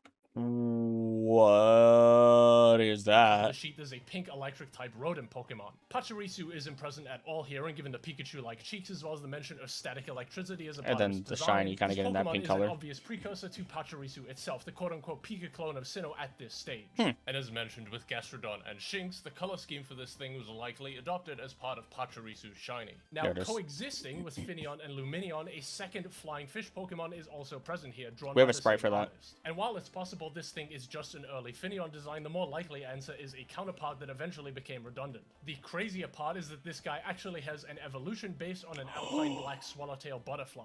Oh, that looks so cool. That looks a little evil, but that looks so cool. Long and eel-like in shape, the dark blue color scheme here seems to have been adopted by Lumineon itself. This is giving me heavy vibes of Huntail and Gorobis. Goodness gracious. Who at the time was that jet black separate Pokemon entirely. But I love its little teeth and the coy look of its body. I kind of wish that Lumineon itself had more of those elements in the final game. This next one is also maybe some kind of counterpart to Mantyke, a flying ray-like monster with an adorable red face. I also is it being used as a little like umbrella? That's so cute. The little drawing of a human pulling on its tail. What appears to be its evolution, or maybe its pre-evolution, it's hard to say, is another Pokemon with a design we never see the face of. No, we see the face of it. The face is there. It's like a weird Frosty the Snowman-esque face, like right there. Eyeball, eyeball, nose, mouth, eye, unless these are supposed to be eyes or false eyes. This is like an umbrella Pokemon. What the heck? Featuring a large smile with big fangs on its back that also drives the possible connection to Mantyke. He meant face as in the other side, I guess. Because the other side did have a... The text describes this as a bat-winged umbrella Pokemon, where it's worth mentioning that the phrase for bat in Japanese, komori, was occasionally used to describe traditional Western-shaped umbrellas in Japan's Meiji era throughout the late 1800s. Next, we have the first of a two-stage sandcastle Pokemon with a... That's Palisand. Or not Palisand, that's Sandygast. Sandygast into Palisand. It looks kind of cute. It's fun that they brought that back in Alola. A gaping mouth and tiny eyes. A concept eventually seen with Sandygast in Sun and Moon. Clearly designed by the same artist as the Ray Pokemon, given the drawing of a person building the sandcastle, we also have its evolution, with what appears to be several entrances that could be interpreted as faces with sandy mustaches. Diamond and Pearl did eventually introduce that two-stage family of Pokemon with the ability to expel sand out of holes in their bodies with Hippopotas and Hippowdon. Yeah. So it's likely the spirit of these Pokemon were somewhat reworked into the aforementioned Hippo design. Finally, and probably most bizarrely out of everything here, we have a Jackal Tiger Pokemon with saber teeth resembling icicles. Is that Chien-Pao? Could Chien-Pao have come back from this? Because that definitely seems like it. It definitely Weasel, definitely Sabretooth. I don't know why I'm like just repeating what he said, but yeah, it's effectively what it is at the end of the day. It almost has Arcanine-esque designs to it, right? Like a really, really thin Arcanine. So it makes me wonder if that could have also been something that was reworked. That they thought about, like, oh, it's a fire type, let's make it ice, let's make it an opposite. But then they were like, oh, he's Legends Arceus and he's sweet, let's maybe not do that. Let's actually lean into the Komainu inspirations that we have here, make it the Shishe. I don't quite remember. Regarding the rock, aspects of it, the statue, the stone lion guardian, right? Yeah, that is one hell of a coincidence. The idea of a Pokemon with He got me. oversized saber teeth goes He as got far me. back as Gold and Silver with an Whoa! What is that? I feel like I'm learning so much today. Look at this thing. early revision of Raikou by Moneo Saito, where its teeth were also a crystalline blue in color. We already know from I don't like the that. Generation 4's eventual fanged ice-type Pokemon in Weavile was done by 2004, so the two likely coexisted for some time regardless. And now we have some Pokemon that were originally designed as starter Pokemon given their placement. Oh, look at that dude. That's giving me heavy Lorekeeper Toby. I did one video when he made other, like, what if all the evolutions were turned into the mythical beasts, or not mythical beasts, the legendary beast trio, right? One for, each of the, like, Leafeon, Glaceon, Sylveon, Umbreon, Espeon. They were really cool. They were great designs. That's giving me heavy, like, Leafeon turned into this kind of thing going on here. It also feels very there's a number of creature capture games, but there's one in particular I remember playing on the 3DS. I never had one, except for the one I found in the snow for free. I found one in the snow. I'm not gonna get into that story here. It's too late for me. I need to get to bed soon. But wow, I also love the root tail, the root backings going on here. I'm in love with that. But I've always been a grass type starter sucker. Absolutely a big sucker for grass types. I don't know what the heck is going on with that other thing, but I guess we'll find out soon enough. A meeting for that purpose, but eventually replaced by the three that we got. Like this little guy with a grass type bow tie, something that would eventually be revisited with Rowlet in Sun and Moon, as well as Browse for Winds and Waves. It also bears a striking resemblance to Snova's earliest June 2006 I don't like that. It's a weird, it's a weird thin Snowbird. I'm gonna take myself off. Type with a triangle pattern across its bottom half and white tufted hair. Another grass starter Pokemon, and likely a final stage is this weird fruit bat matador looking creature with a cape, as well as a grass type wolf Pokemon, which I think might have been by Sugimori. It really resembles that rougher style from some of his key art and several designs for the Pokemon movies of this era. With the look of its eye and that's the butler from Lycanroc from Sun and Moon. Chateau. Thankfully, the documentary confirms these next two Pokemon were designed by Yusuke Omura, one of the original plans for a water. It's so good. I do not care for unicorns. I do not care for Galarian Rapidash. I think it looks like I don't know. I just do not care for Galarian Rapidash. I like Galarian Ponyta. I think it looks cute. Galarian Rapidash, don't really care for. I don't really care for unicorns all that much whatsoever. These guys, I love them so much. Unicorn Poodles, I wonder if they would have dug into Selkie inspirations at that point, water horses, anything along those lines, where we definitely dig into, definitely into, like, Irish, Ireland, all those other cryptids. So this likely also comes from the inspiration that poodles were primarily used as hunting dogs for waterfowl. So the poodle would jump into the water and get out, and due to the type of fur that they had, they were able to wick away the water very quickly, preventing them from getting cold in the water and preventing them from getting cold when they exited the water. So there's also a chance that maybe when they exited the water, they got this foam on them, and that's where part of this inspiration likely came from.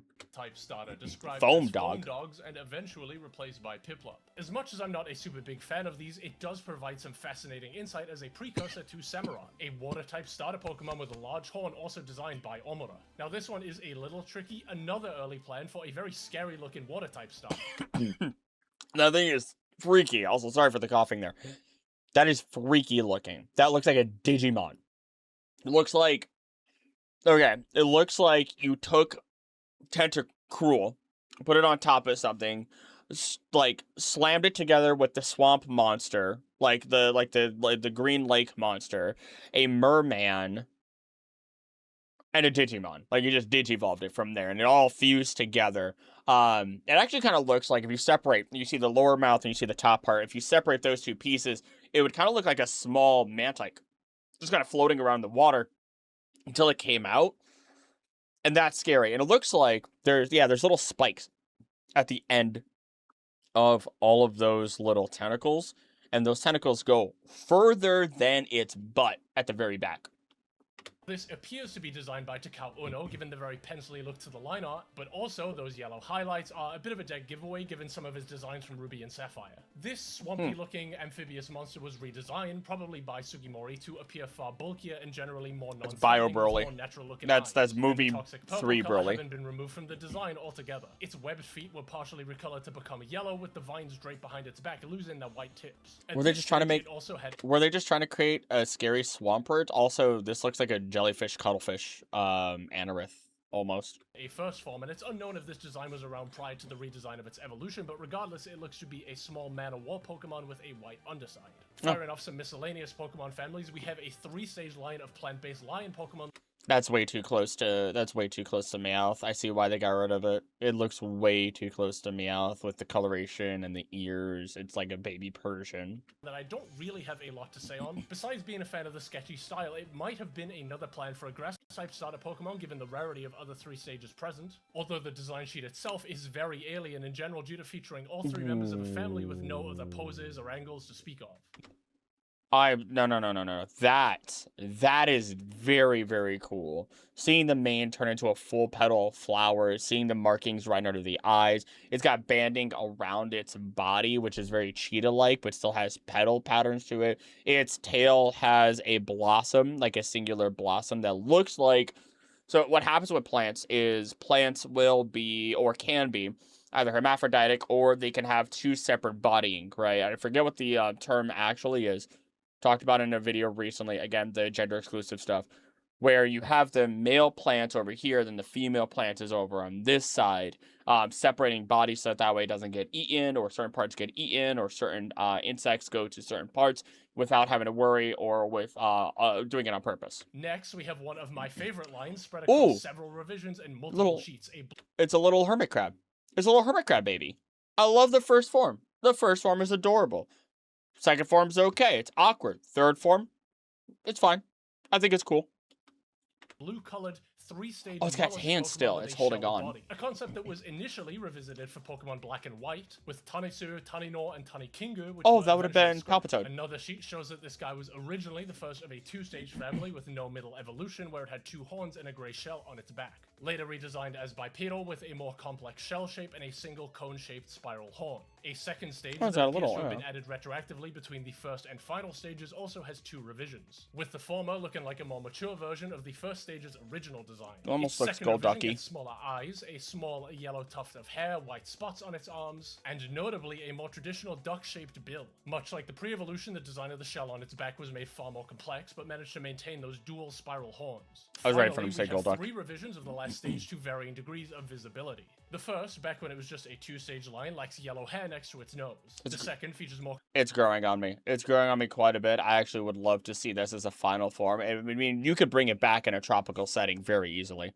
Complex feet and implements the textured look to its spiral shells. And the third reveals the most recent design in full, with the sheet showcasing some Lugia-esque hands beneath its spirals.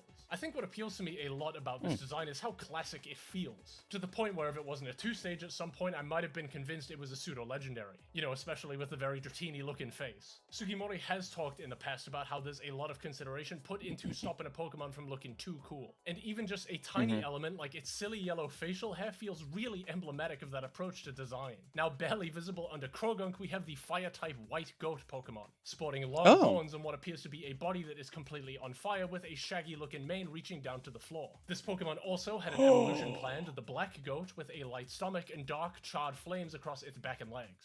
That would have been that would have been an alternative to Houndoom to some degree, right? You have the devil, you have the black goat. I don't know what the other 2 would then be if there were other 2 that you would go with. They probably didn't want to do it because they didn't want to lean into to a Satanist idea behind it all, of course.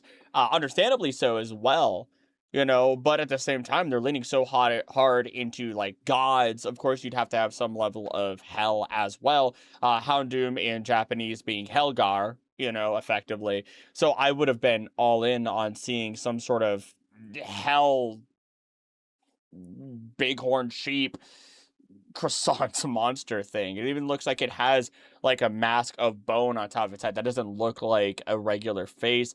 The way that the fire is there is very reminiscent of a number of different ways that fire is drawn in hell settings in animations, where instead of fire being normal, it's this darker, almost twisted, jagged way of moving around, almost like a plague or an infection. I love how smug this guy looks with those big horns even larger than its pre-evolution. The pair seem to be based on a Japanese children's song, Yagi-san Yubin, or Goat's Mail, which is about a pair of black and white goats that write to each other but eat the letters before they can even read them. It's also entirely possible the Flare Blitz was intended to be this Pokemon's signature move, which made its debut in Diamond and Pearl. Also, I don't know if you've noticed, but this is like the only fire type we've seen so far. It really makes you think. Just above, we have Metal Lily. Oh my god. It really makes you think. What were they doing? Why were there so few fire types? Why is that just the thing? Also, Lilligants? Or Petalil baby? Well, wouldn't have been, of course, but, you know. First of two dancing flower girl Pokemon. The kana, Mero, literally for melody, suggests the design was indeed music-oriented. With its evolution, Hamorili, literally Hamo for harmony. As it evolves, the design gains two large hands that appear to be literally blue bells.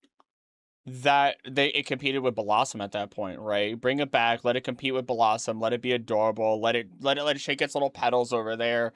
Every plant Pokemon either turns into plants. Every grass type is either plant or waifu. That's all that they ever do. I didn't come up with it. That's a joke, of course. But like, you've seen them. I feel like you understand. I actually would have loved this. It looks incredibly cute. Give me it over 80% of the other grass types that exist. Furthering some connection to music and dance is a core part of the family. Next, we have a brown mouse being chased by another brown mouse with big, wide eyes. The chaser has a color scheme not dissimilar to Lechonk's segmented brown and black body from Scarlet and Violet. Though, interestingly, the concept of a mouse Pokemon with separate bodies also appeared in those games under Tendermouse and Mousehold. There is also a series of gray mice, either an evolution or perhaps another attempt at the same concept, just now with 3 mice still chasing a smaller mouse. Another Pokemon near the top is a 2-stage grassy dinosaur-looking thing, which is ultimately super cute. You can actually see the evolution sleeping on top of its baby pre-evolved form. That's I saw, this is another thing that I saw. I think that's one of the scrapped evolutions of the grass dinosaur that became Sunflora. Not quite. There was a Peanuts Pokemon that was scrapped and was leaked years ago, and that's what this reminded me of, which we will get to see this later on, which is very interesting that they almost tried to bring it back again. I'm 99% sure. Also, please give me grass dinosaurs. They're so cute. They're amazing, and they could be so cool. And next is, can we just skip this one? Ooh, it's a growing peanut?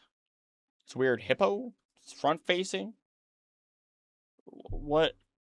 What is happening there? It's a bean-shaped Pokemon with rosy red cheeks and boots and a Oh, it's got arms up and it's weirdly proportioned. Okay, I see it now. sprout on each side, which kinda sorta look like the shape of a brush and painter's beret with another Kabuto-looking pose where it seems to be facing downwards. Notably, Diamond and Pearl marked the debut of an artist trainer class which also sported a green-colored brush and beret. Though, that being said, a leaked spreadsheet on trainer classes dated October 2005 describes the artist as a painter based on Smeargle, literally writing Smeargle, which does somewhat lessen the connection to this thing. Even what appears to be an evolution on another sheet with a similar body shape and so red dumb. cheeks does not salvage this guy for me. Like, okay, yeah, I have said that we were robbed for some of these, but I'm glad that the overwhelming amount of Pokemon here were trimmed down for the final game. Back to yet another 2-stage grass family. Oh, it's a little bossy guy with a mushroom. Which is a ball of That would have broken it. So, 1, 3, 5, 7, 9 mushrooms. Paris, Shroomish, Fungus, Morlo, Toedscruel. 1, 3, 5, 7, 9. That is when we've gotten those mushroom Pokemon. If this thing had arrived, it would have broken everything, or at least it would have broken the pattern that they had effectively created, right? It's a moss with mushroom growing on top of it. boss in the shape of a small shrub, evolving into a more humanoid shape with tiny little moss pockets. Next is, again, you guessed it, another two-stage grass family of Pokemon. And while the pre-evolution is pretty unintelligible, we can cobble together a decent look at the second stage. Although it shares many features with a panda, it bears most similarities to that of an otter or maybe even a platypus, given the overall posture and shape of its tail. Diamond and Pearl's actual otter Pokemon, Buizel, has... It kind of looks like how they would draw a chipmunk with a like one of the hats that they use to guard themselves from the sun. a sheet for the 9th Pokemon movie as far back as October 2005, so it's entirely possible this may have been a grass-type counterpart. Now, I know this might sound crazy, but we have another multi-stage grass family of Pokemon, with a dueling evolved 3-leaf clover Pokemon, though we only get to see a single stage. It is unclear whether this evolved caption refers to the design we can see or the one above it that we can't, but regardless, I can imagine it gained new petals to its face with each evolution. And finally, breaking the grass-type curse, we have the first of a 2-stage line of Pokemon, drawn by Kaneko Eo on January 12, 2006, described as a small light bulb bird. Yeah. Okay, so it has a little lightning wing on the side. It has a spark in the front. It says it's a light bulb bird, but it's like a fuse. If you ever hold some fuses, it kind of looks like a fuse. This also might be one of my favorites. It is just sickeningly cute. The second stage shows it evolving into a full peacock, described only as an illuminating bird Pokemon, also found on the same sheet. So that is also very reminiscent of, I think of like the games you see in arcades, like in a Chuck E. Cheese or something, right?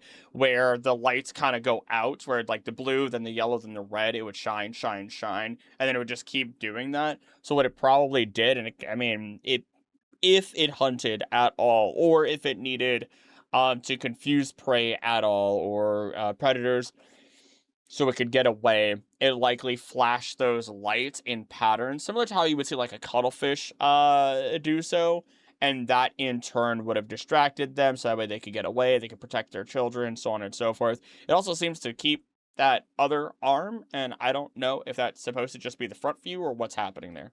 Though it is a huge shame you can only see half of the body. What gives this one a bit of a sad ending to me is that among various leaks over the years, Game Freak have clearly wanted some kind of peafowl Pokemon for a long time. The Korean backup of Gold and Silver had a peacock-like evolution in between Natsu and Xatu. Oh my god. And prior to November 2001, there was Kujata, planned for Pokemon Ruby and Sapphire, criticized internally for being just a peafowl with unintricate feathers. Like, that's 3 consecutive generations where this concept was completely scratched. And to this day, we still don't have any sort of peacock Pokemon that's manifested in a final game. Now, these next Pokemon are presumed to be single stages, given the lack of anything else on their sheets. Starting with a likely grass Pokemon described as a combination between a frilled lizard and a cabbage with giant ears and tiny arms, designed by Kaneko Eo. It's so cute! They can't keep taking away the grass dinosaurs, man! They can't keep doing this to me. It also looks like it's a lily, right? It's kind of like if it looked straight up like it does there, it looks like it would be able to kind of hide itself a little bit better. You know, it's got the flower right on top. It's got the petals on the side. It looks like it has wrappings around its center mass.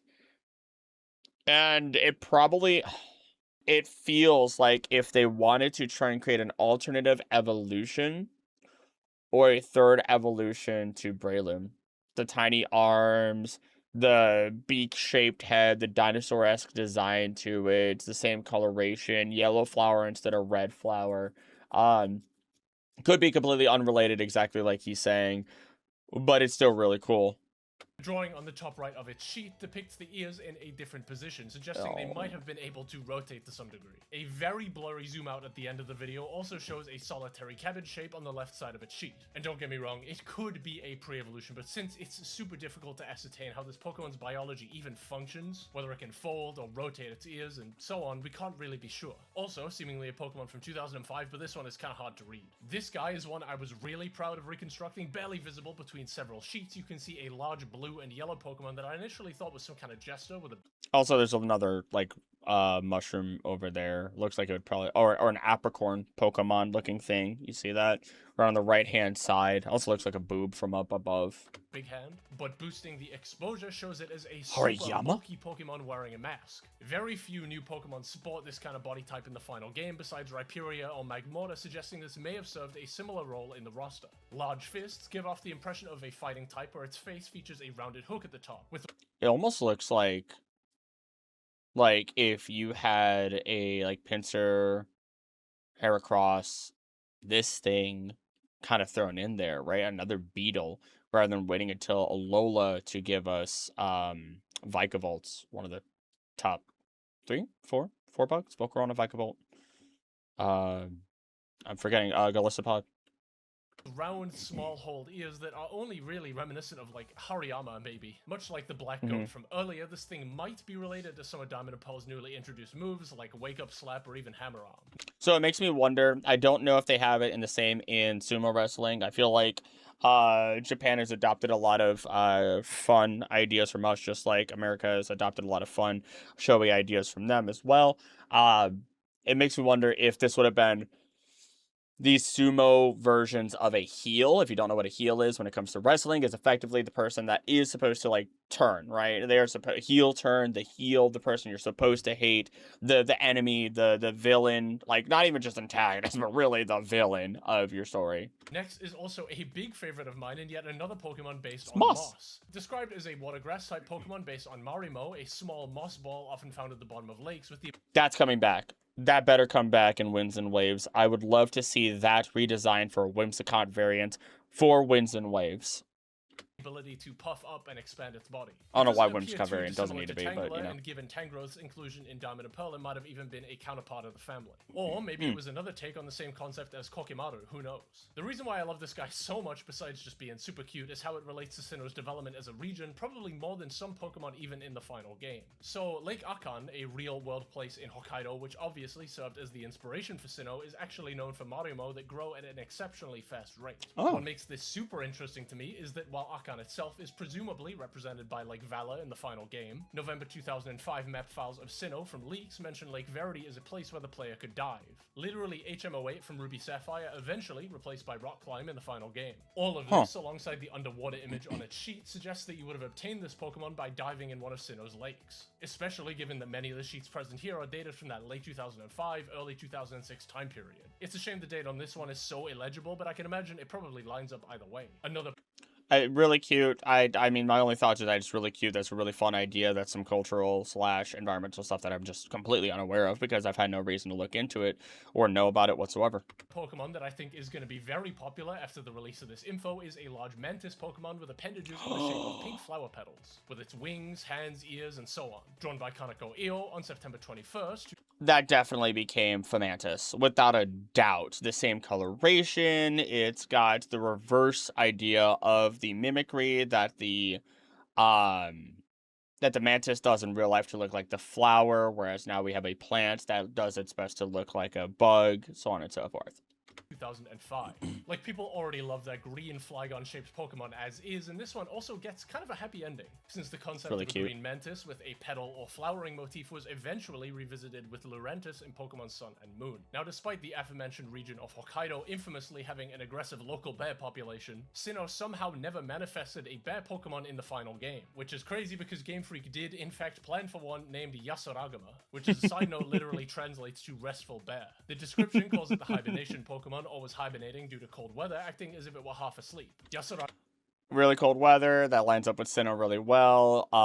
Really funny that, we get a sleeping koala in a future generation then. Agama's markings around its eyes are stated to be a trick to hide its sleeping status in order to defer any attackers. And much like the Petal Mantis, this one also gets a happy ending thanks to Sun and Moon, where we not only got a Pokemon that constantly acts as if it were asleep with Komala and its ability Comatose, but also an unassuming yet comically angry bear Pokemon in Beware. This one we passed by a few times since it's Also, is it? No, Kamala just is always asleep. Okay. I mean, technically yes, but technically no. I don't know why I'm nitpicking what he said. I have no rights on this one. drawn by the same This is designer so cute, as though. Lumineon and its apparent counterpart, but Diamond and Pearl had plans for a normal ground-type pink mouse Pokemon named Watanazumi, seemingly made out of cotton candy. Right Well, we can tell what that turned into. I was gonna make the comment before he said it, but it's already too late for me. It's cute. It's adorable, and it becomes it's a. Wait, what? Hold on. Next to it, we also have a very small Pokemon carrying various items with two concepts. Number one is a stacking Pokemon where it's got a little acorn thing shaped on its head, but number two, which you can only really see by boosting the exposure, is described as a berry-loving Pokemon. Just below that is a snail Pokemon with a fiddle head sprouting atop its literal head. I need that. I need that one right there. That thing needs to be brought into existence. Again, I feel like it's another Pokemon. I mean, I can't compare it to Tenai all the time. I'm thinking of Appleton.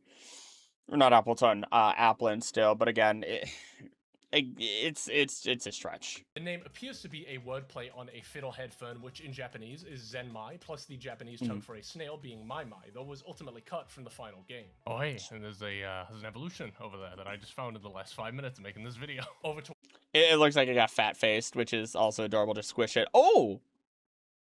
This is...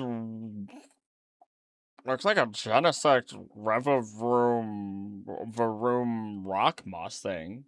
was the left side of all these sheets is a Rocky Train Pokemon drawn by Kaneko Train? Io Okay. and dated January 25th, 2006. The concept of a craggy/rocky train or motorized Pokemon wasn't revisited until Sword and Shield's Carkol or even Varoom in Scarlet Violet. Its eerily Genesect look and face aside, the sheet appears to depict several individual components of a full train with tiny wheeled creatures. But like with many Pokemon, it's difficult to ascertain basically any more context than that from such a low resolution image. Standing all on its lonesome, we have a really buff humanoid swordfish Pokemon. That is not a Pokemon. That is another Digimon. That is a Yu-Gi-Oh! Monster.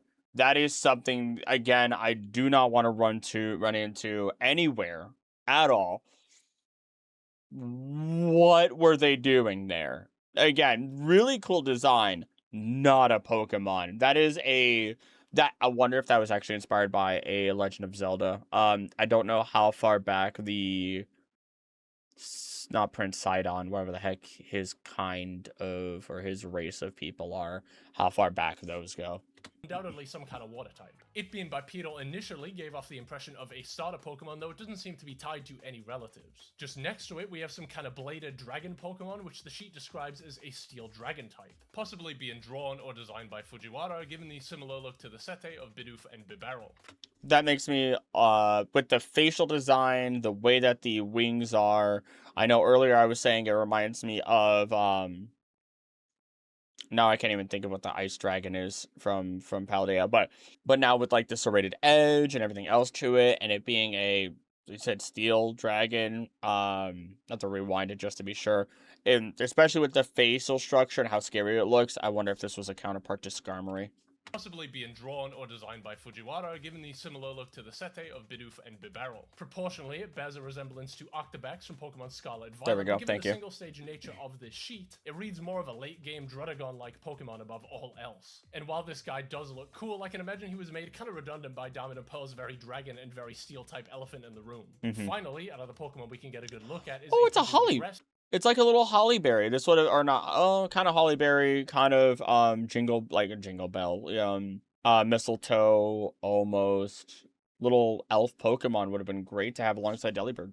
Type named Hozukin, with the wordplay in its name having a reference to Little Red Riding Hood. Now this is where we've got to get really interpretive. These final few designs are pretty incomprehensible, either due to being completely covered or from such a far out zoom where you can only really judge some basic shapes. First off is some kind of round, fluffy Pokemon that appears to display a crest above its head. While incredibly hard to make out, the insignia may be inspired by those found on traditional Kabuto.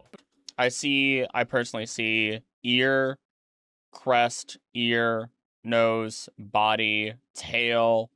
Almost looks like, again, small rounded body, squirrel-esque or chipmunk-esque Pokemon. Don't know what it's sitting on though. I can only think of cheesecake. The only alternative, no, it's not facing this. Oh, it might be facing this way. Here's the face, ear, back piece, tail, or not tail. I don't know what this would be then. Unless the tail is coming out from the side and out the back. Is it on a bed then? But given the overall shape of the blue Pokemon and the avian look of the object itself, it may be yet another take or design on the aforementioned blue hippo Pokemon with a bird resting atop its head. Next, and pretty astoundingly, Game Freak took yet another step at designing a rabbit Pokemon made of what seems to be rice, featuring long brown ears with the appearance of tempura. We know one of Atsuko Nishida's earliest designs for Red and Green was described as a round, Daifuku-shaped Pokemon with little body definition that eventually became Pikachu. And okay, I can see, I mean, it's also right there, but that's really, really cute, actually. I kind of don't like that. I kind of like the design as is.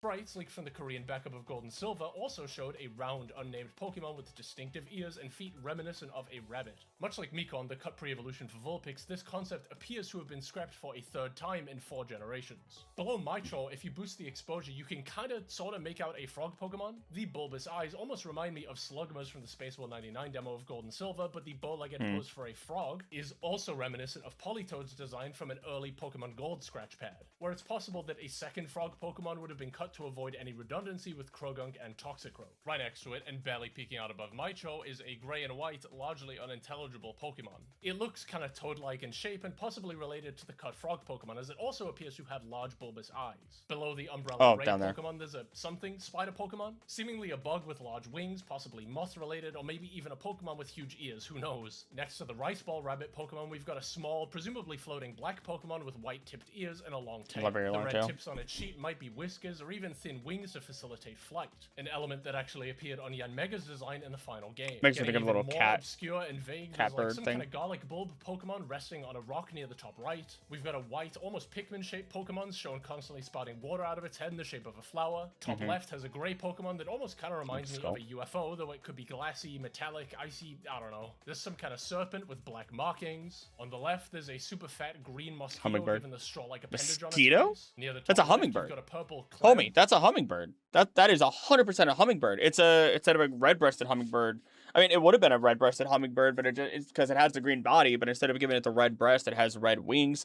It has 2 long things coming out. Yeah, that's a hummingbird. That's 3000% a hummingbird. Fat green mosquito given the straw-like appendage on its face. Near the top left, you've got a purple clam Pokemon, possibly a baby shelter, I don't know. Next to that, there's maybe another attempt at a beaver given the shape of its tail. Below Yasuragama, there's a really low-quality Pokemon with small horns and a big head, maybe some kind of Oni creature. I kind of think of 10 from Urusei Yatsura when I look at this thing. Also beneath Yasuragama, there's a small hoofed Pokemon, and with all the ideas for baby Pokemon scrapped in Gold and Silver that eventually made its way to this game, there really is a non-zero chance that this was another attempt at a baby Ponyta, who knows. Below the car train Pokemon, there's a separate sheet that I don't think we can even really see at all, and I think that's it. I hope I didn't miss anything. This was grueling. For some perspective, and I'm sure you can tell because I'm basically tripping over my own words trying to cover everything as succinctly as possible, I've been effectively staring at this part of the video and writing notes for roughly 12 to 14 hours a day since I really wanted to get this out there as soon as possible, and I apologize if there's anything that I missed. But what if I told you that we're not even done yet with some of Diamond and Pearl's most questionable tales from its development? The final 3 parts of the documentary are thankfully a lot quicker to break down, with parts 4 and 5, the men digging underground and connecting the world, spotlighting Generation 4's communication features with the GTS, online trading, and of course, Sinnoh's underground. Omori gets a huge focus here for being in charge of the region's subterranean side mode. It's kinda weird to think that people nowadays associate him as the lead director and face of the series, given that back in the day he trailblazed a lot of the most appreciated side content of this era. So Masuda's initial vision for the underground stemmed from childhood, where he grew up hearing about the harsh labor endured by his father, who was once a coal miner in Kyushu, with the dual screens of the DS inspiring the idea of gameplay with an above ground and below ground. Omori's initial spark for the communication features was that of a kid's sandbox in a park, something where maybe just one kid might start playing on their own, but before you know it, a bunch of other kids come along and they're building a whole mountain. For about 6 months, the team wanted to hit the DS's maximum capacity of up to 16 players at once, but unfortunately the performance was not something they were happy with and scaled it back to a maximum number of 8. Many issues with the hardware also largely dictated the direction of the underground as a whole. Things like playing with Pokemon together, treasure hunting, or making tunnels wasn't super feasible. So the team decided to focus on digging for fossils and creating secret bases. Because a lot of the problems were super dependent on the connection between systems, Katsumi Ono literally had to walk around the annex offices holding a development unit, which looks like a fucking bomb, by the way. Oh my god! The guy's bathroom to properly simulate what a poor connection was like. We also get a very good look at Omori's concept art for the original. Little swallow out there, oh my gosh. Okay, Zubat has never looked better. underground pitch with that very distinct style he's had Couple little moments, breaking it open, falling down is an interesting thing. basically ever since. And as you can see, while a lot What if they of wanted a elements for the story? underground made it into the final, one major deviation was that the radar to find cracks in walls and traps laid by other players was originally going to be through a sonar move possessed by a small flying type Pokemon that would also reveal a part of the map. And I think that's the type of thing that would have really sold the immersion in what is a pretty visually samey area of the final game. I never got to experience any of this because I just didn't really get to grow up playing these games properly, like until I was past it, and then I had to like play back and then run through it again, and then run through it again as an adult to make sure I didn't miss anything, which is what I do constantly. So this is all just brand new to me, and I wish I had more comments to say regarding it. As for the game's various online systems, Masato was adamant on some kind of server structure to handle trading Pokemon, inspired by stores like 7-Eleven or Toys R Us, where you drop off an order. Sorry, I'm gonna go to the Grand Underground and get myself a 7-Eleven hot dog and a couple of those roller bites. And come back later to pick it up, just on a global scale with what would eventually become Diamond and Pearl's GTS. Takeshi Kawachimaru, who went on to direct Platinum and basically became the lead communications guy at Game Freak to this day, initially wanted to improve the mobile system GB features from Pokemon Crystal, but later realized that that was my first game. Oh, beautiful. Didn't really like the idea of the server itself handling trades automatically. He wanted people to feel like they were actually trading with another person in real time. And while he was very eager to start the programming work, a lot of the plans for the online were hugely delayed by Nintendo, who did not provide Game Freak the documentation for the DS's Wi-Fi. They literally had to wait until games like Animal Crossing or Mario Kart had publicly released to effectively try and figure out how it worked. Why am I not surprised? Why am I not surprised by that? I feel like that's something that Nintendo would do to this very day. I need you to keep in mind that both of those released in December of 2005. It kind of explains why the Jubilee City layout from July had no GTS. One of the big priorities of the team was to ensure connecting to other people was both safe and easy, especially if you've already met in person, with both Nintendo and the Pokemon Company being super adamant that the online be a massive part of Diamond and Pearl's release. Though despite that deeply questionable request, it was actually Tsunekazu Ishihara's idea to add voice chat to Diamond and Pearl. As of late spring 2006, Nintendo finally provided Game Freak with documentation for the DS's Wi-Fi, where they spent 2 whole months straight programming the entire thing from start to finish. That is absurd. That is... I don't like saying it for like the 3rd or 4th time in a row already, but like... I would not be surprised if you told me this was something that was happening in the modern day. When it comes to the relationship between Nintendo and Game Freak, for whatever reason that this became a thing between them, I don't understand. Keep in mind that Diamond and Pearl was so close to their final release that any tests of the online were during the final stages of debugging. And given that any changes would require a full restart of the server, Game Freak had to request that Nintendo set up a second server just so they could keep working. And I really think people underestimate how much of a pain in the ass it was to even use 2006 Wi-Fi, let alone develop for it while basically on a tightrope. Kawachimaru said that had it not been for constant requests to Nintendo's technical staff during a whole year where Game Freak's network team couldn't even do anything, they probably would have had to cut a lot of their original plans. He goes on to say that trading is such a core pillar of what Pokemon is, and he'd long since wondered what the ultimate form of that would look like, with the GTS effectively being a crystallization of what he'd wanted to achieve for so long. Kawachimaru also drops a crazy bit of history. 10 years prior, he actually visited Game Freak to interview them, all for a part of... I love that book, and I really should get a physical copy of that. Even though I can't read it directly and I have to use translations or like mechanical translations to try and get there bit by bit. Because that book in particular, as a small fun fact, tells you a lot of different things. Like, I believe it's this book. This original guide tells you things like the first Pokemon ever caught was a Primeape within a glasses case, which then tells you that Pokemon themselves have the capacity to shrink down. And for some reason, they just kind of shrunk down in a glasses case against his will. Red and Green's original illustrated book from just 2 months after the game released. And while I can't actually see his name in any of the scans we have, I'll take his word for it. But when talking with Sugimori back then, he recalls there being a real excitement at the concept of trading Pokemon with people overseas. Kawachimaru had never imagined that he would be directly involved in achieving that goal, but he's overjoyed that he could realize that dream with the GTS. And finally, the documentary features a full-on interview with company president Satoshi Tajiri, who we see very little of nowadays, where he commends the team's work on Diamond and Pearl, from the battle systems to the narrative and sense of togetherness, hoping that with the age of the internet, Pokemon can serve as a tool for communication between language barriers. Tajiri... And it does. And I that's something that I love a lot about Pokemon is that a lot of the culture, a lot of the inspirations, a lot of the designs, even if you can't understand each other, it's like music and dance at this point. It's been around for so long that you can both point at a Pokemon. You might say different names, but there's an appreciation and an understanding of it, just like you would look at any other animal. He reveals that some of his favorite new Pokemon are Frostlass and Gallade, saying that he's a fan of Pokemon that effectively make use of new mechanics like gender-exclusive evolutions, while also I literally just had a public release of gender exclusive Pokemon today. That is insane. praising the dual slot functionality on the DS to find old Pokemon in the new game. In a sense, is some random guy on the other side of the world watching this now 20 years later. That key component of togetherness that Tajiri speaks of is incredibly vindicated by this documentary. I think if anything, the big takeaway from this video for me isn't the scrap designs or the early look at Sinnoh or the peeling back of the curtain, because ultimately that's nothing new. Also, just to add on to that, one of my favorite phrases in Pokemon, that togetherness that they push for, right? The unknown at the ruins. I can't remember exactly which one ever, but it's Heart Gold, I believe, and it's the all life friendship. All lives touch other lives to create something new and alive, and it's a phrase that hits me always in the heart because it's beautiful. I mean, I wouldn't be watching this guy if it weren't for Pokemon, right?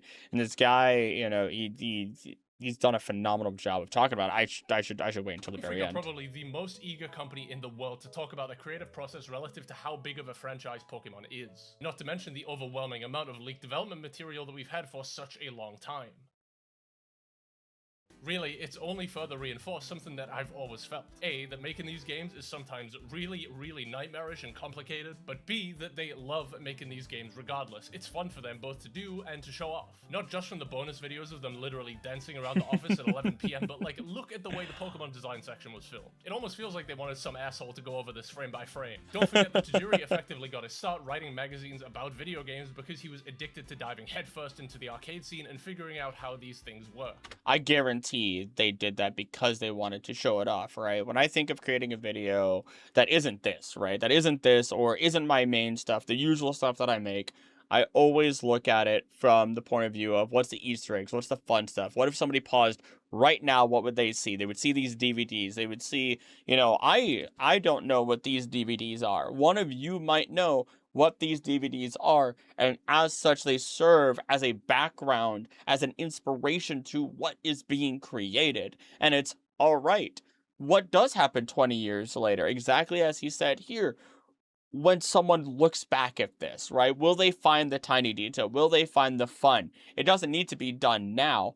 It could just be done forever from now. It could be done years and years and years. And as long as the internet is alive, there will at least be one person who will see a funny gag, a funny joke, a visual cue, a tiny noise that is played underneath everything else that you can just barely hear. And that person just might smile. That person, you will get a reaction out of. Whether you're around or not, you have made your mark on that person. And that's definitely one of the thoughts that go through, I at least believe to go through the thoughts of, people who create at the end of the day.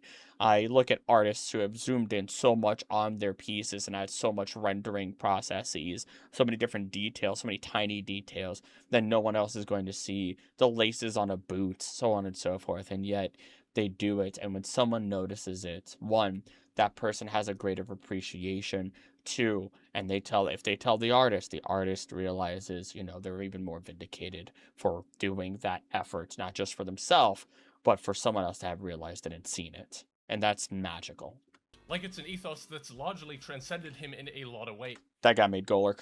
And this isn't to deify Game Freak as this infallible company, but watching what's effectively a fucking home movie by a 2006 game director, where he cycles away in the sunset to the credits song of his own game. I don't know, man, it's just really fun and humanizing. So in That's the home and outro, baby! We have one ask, one open call. Due to how rapidly we've tried to get everything out there, the documentary is still only in Japanese. It's a lot to ask just a handful of people to translate natively in such a short amount of time. So if you're a native native level Japanese speaker, please either reach out through something like Discord or go to the YouTube upload of the documentary in full, where there you can submit user-generated subtitles that we can comb through and approve. From there, you guys can help to translate to a bunch of other languages to get as many eyes on this piece of history as possible. Also, please support everybody that I mentioned earlier that chose to be credited, especially Neos. The fact that he is so willing to share something this rare and is this patient enough to see it preserved properly is an honest-to-God rarity nowadays. So if you're a collector that ever wants to reach out for help with archival, scanning, preservation, please do. And while I hugely apologize to the Game Freak staff that I'm gonna DM this to that are probably cringing to a video they haven't seen in 20 years,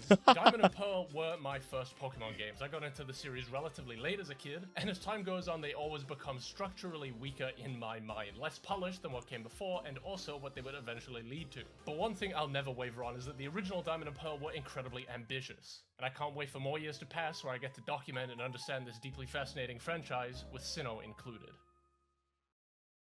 Also, who trades a Munchlax for a Pikachu? Oh my god, have some fucking self-respect.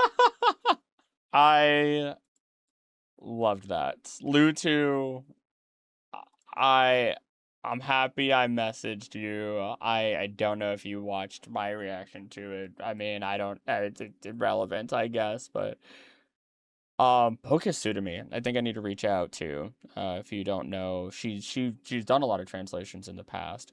A lot of people used her stuff, and then she decided to make a channel effectively, right? And I think like I'm gonna probably have to send this over to her. And then also just edit this up tomorrow, I suppose, because more people need to know about this. I hope that, you know, this'll help boost even just a little bit, or help find somebody who hasn't seen your stuff before, and it'll kind of go from there, because archiving is one of the last things that we can do when it comes to anything, right? To appreciate the work and love and attention that people have put into a craft, that have put hours and hours and hours and sacrificed sleep just to then watch as the world reacts to it. And these people not realizing that so many years later, people are still enjoying their work. And that is easily one of the most beautiful things out there. It transcends time, it transcends space. It is something brand new. But instead of continuing on my own here, I think this was probably a plenty long addition to what was already stated and what was already added and everything else. And I hope that you enjoyed, and you should make sure you go, you know, support. He has the full Internet Archive upload, the raw video, the Discord, like he said, Twitter, Ko-Fi or Coffee, whatever the heck it's actually called. Throw a little bit, you know, that way, because the work and the time that goes into this, you know, the last upload was 9 months ago, and then 4 years ago. I don't think, you know, probably not monetized, might be monetized again, but I could tell you the amount of time that goes into this is nowhere near, you know, the amount of money that these people should be making at the end of the day, right?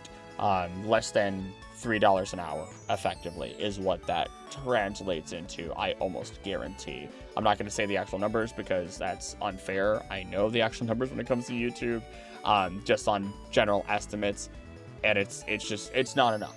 It's not enough for the work that went into that in the archival process, and how this will then translate into future works, and how this will translate into understanding for other game designers, for people who are artists, for people who want to achieve, and people who want to grow, and people who want to understand on a deeper level the franchise that they've grown up with and the things that they love most. So go do me a favor, go do Lewtwo a favor. I just go and let other people know.